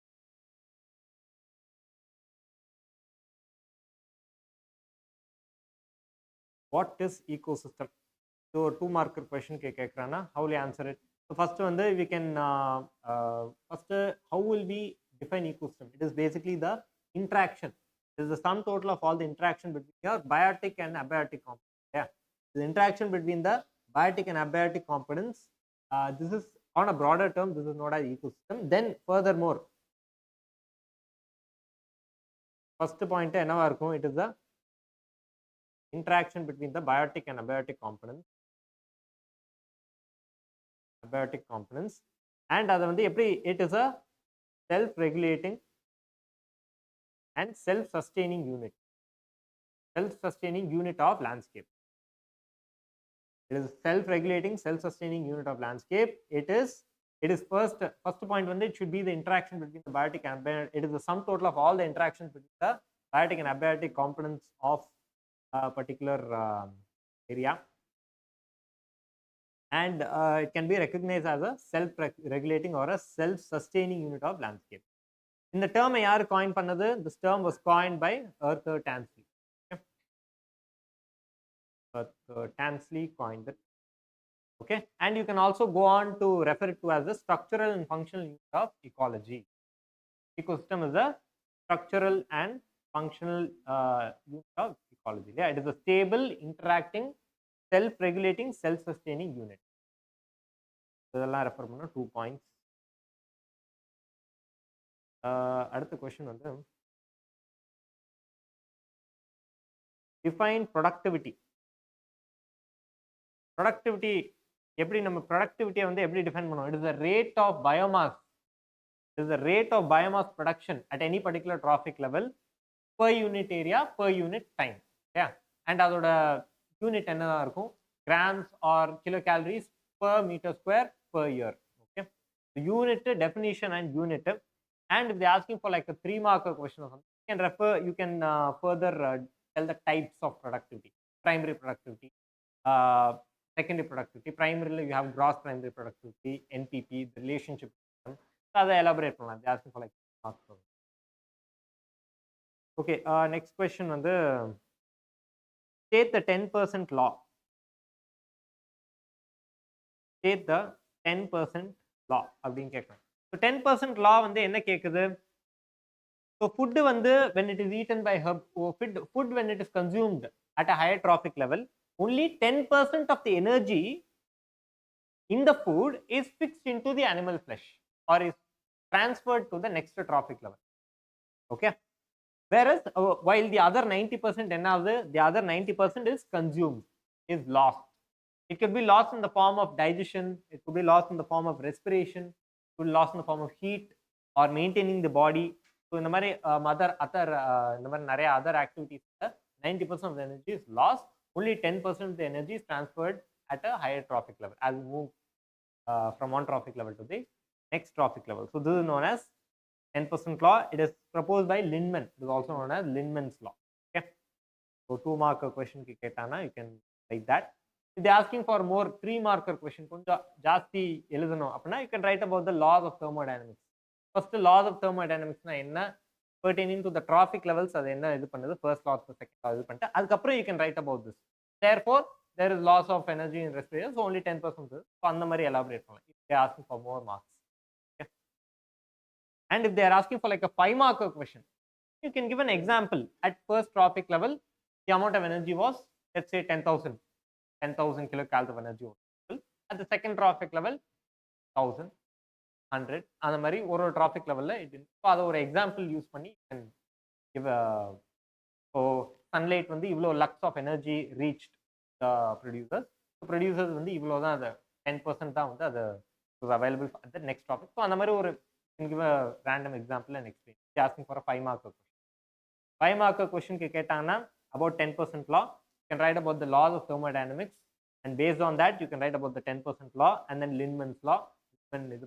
அதுக்கப்புறம் give an example of the trophic level. Sunlightல இவ்வளோ எனர்ஜி இருந்துச்சு and only this much energy was available at the next trophic level. So ஒரு எக்ஸாம்பிள் யூஸ் ஒரு டயக்ராம் மாதிரி ஒரு ஃப்ளோ சார்ட் மாதிரி வராது வந்து எக்ஸ்பிளைன் பண்ணலாம். if they ask for a 5-mark question. Okay, significance of a, what is the significance, what is the significance of a food web? Food web ஓட significance என்ன அப்படின்னு கேட்குறேன்.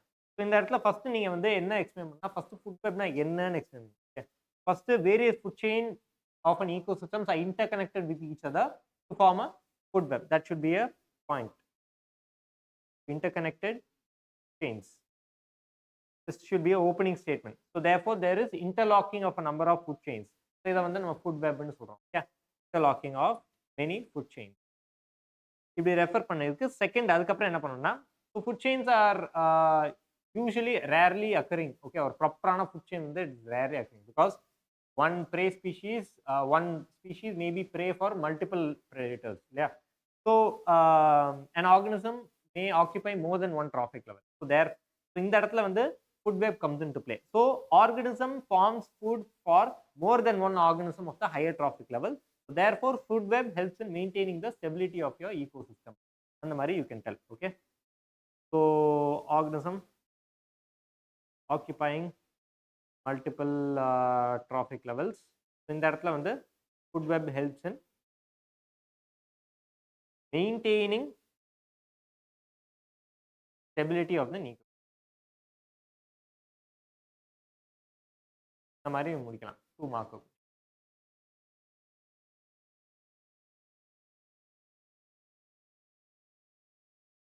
இங்க அடுத்த क्वेश्चन வந்து what is catabolism னு கேக்குறாங்க. What is catabolism?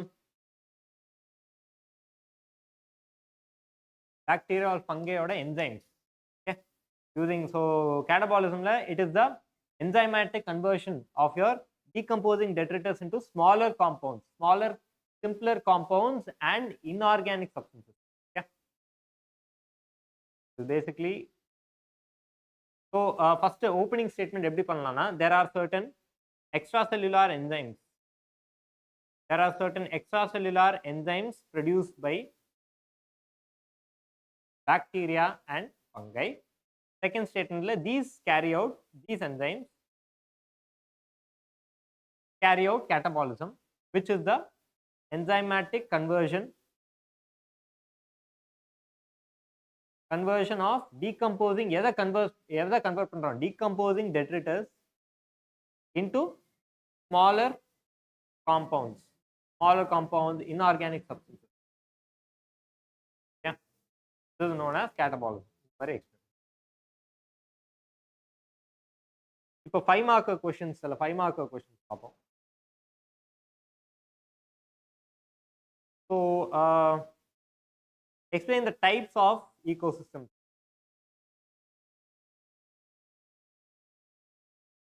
Type of ecosystems என்னென்ன? Terrestrial and aquatic. Okay, so you should obviously அதை மட்டும் எழுதுனா 5 mark question you will need to elaborate more. Yeah, என்ன எழுதலாம்னா இந்த இடத்துல, so first point la you can tell ecosystem is broadly classified into terrestrial, which is land based, and aquatic, which is water based types.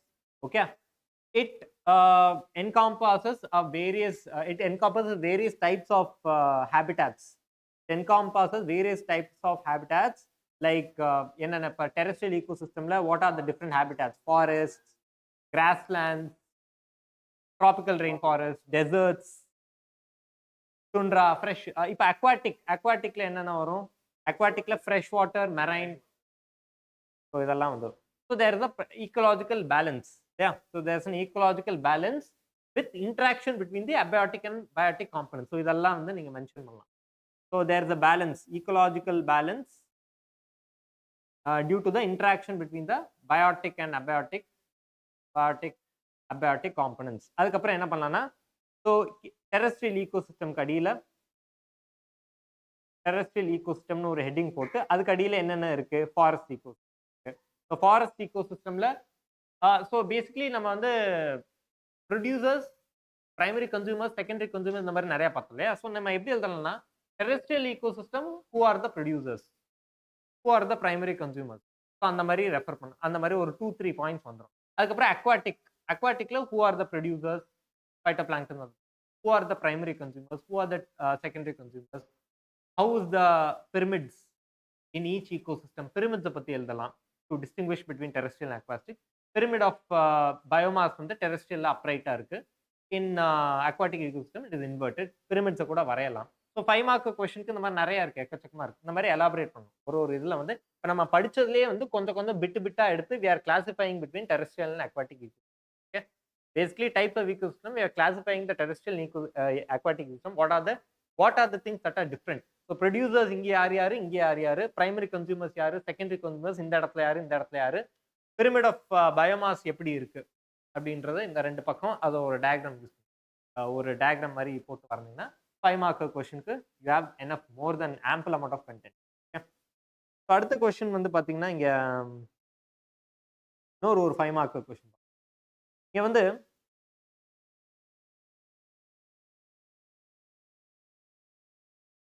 explain the significance of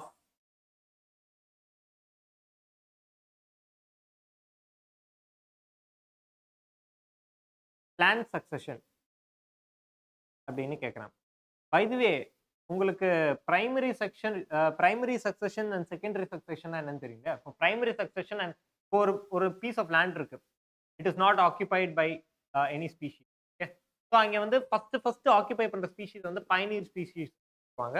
The first species which is occupying a barren piece of land, for example. So அதுதான் வந்து உங்களோட pioneer species. Usually it is lichens. Yeah. So that is your primary succession is the first species occupying that particular area. Primary succession is those that are building up on, are dependent on the primary species for their food sources. So if a plant species first வந்து வருது, the producers of us growing a piece of land na, அது depend ஆயிருக்கிற சில insects, சில birds வந்து they'll start occupying that particular ecosystem. Okay, that part. So those are the secondary succession. Okay, this is the primary and secondary succession. Here they are asking us to explain the significance of plant succession. Okay, 5 mark question க்கு கேக்குறாங்க. So இந்த question வந்து நம்ம எப்படி approach பண்ணுவோம்? So any ecosystem எடுத்துக்கிட்டீங்கன்னா the primary succession or the species which are first occupying is driving that ecosystem forward, the producers. So நம்ம எப்படி எழுதலாம்னா, so it is significant because it drives the ecological restoration. For barren piece of land இருக்கு அப்பனா we are restoring that ecosystem. Yeah, so it drives the ecological restoration after disturbances. It has become barren. இடத்துல யாருமே இல்லைன்னா maybe some environmental disturbance நடந்திருக்கலாம், அதனால it has become all the species are wiped out. So we are restoring the ecological diversity. Yeah, the ecological restoration after some disturbances. So இந்த இடத்துல வந்து plant succession எதை வந்து ஃபேவர் பண்ணுது? It favors and facilitates soil formation. Facilitate பண்ணுது. Roots are holding on to the soil firmly. இதனால soil erosion நம்ம prevent பண்றோம். Soil formation, yeah, preventing soil erosion.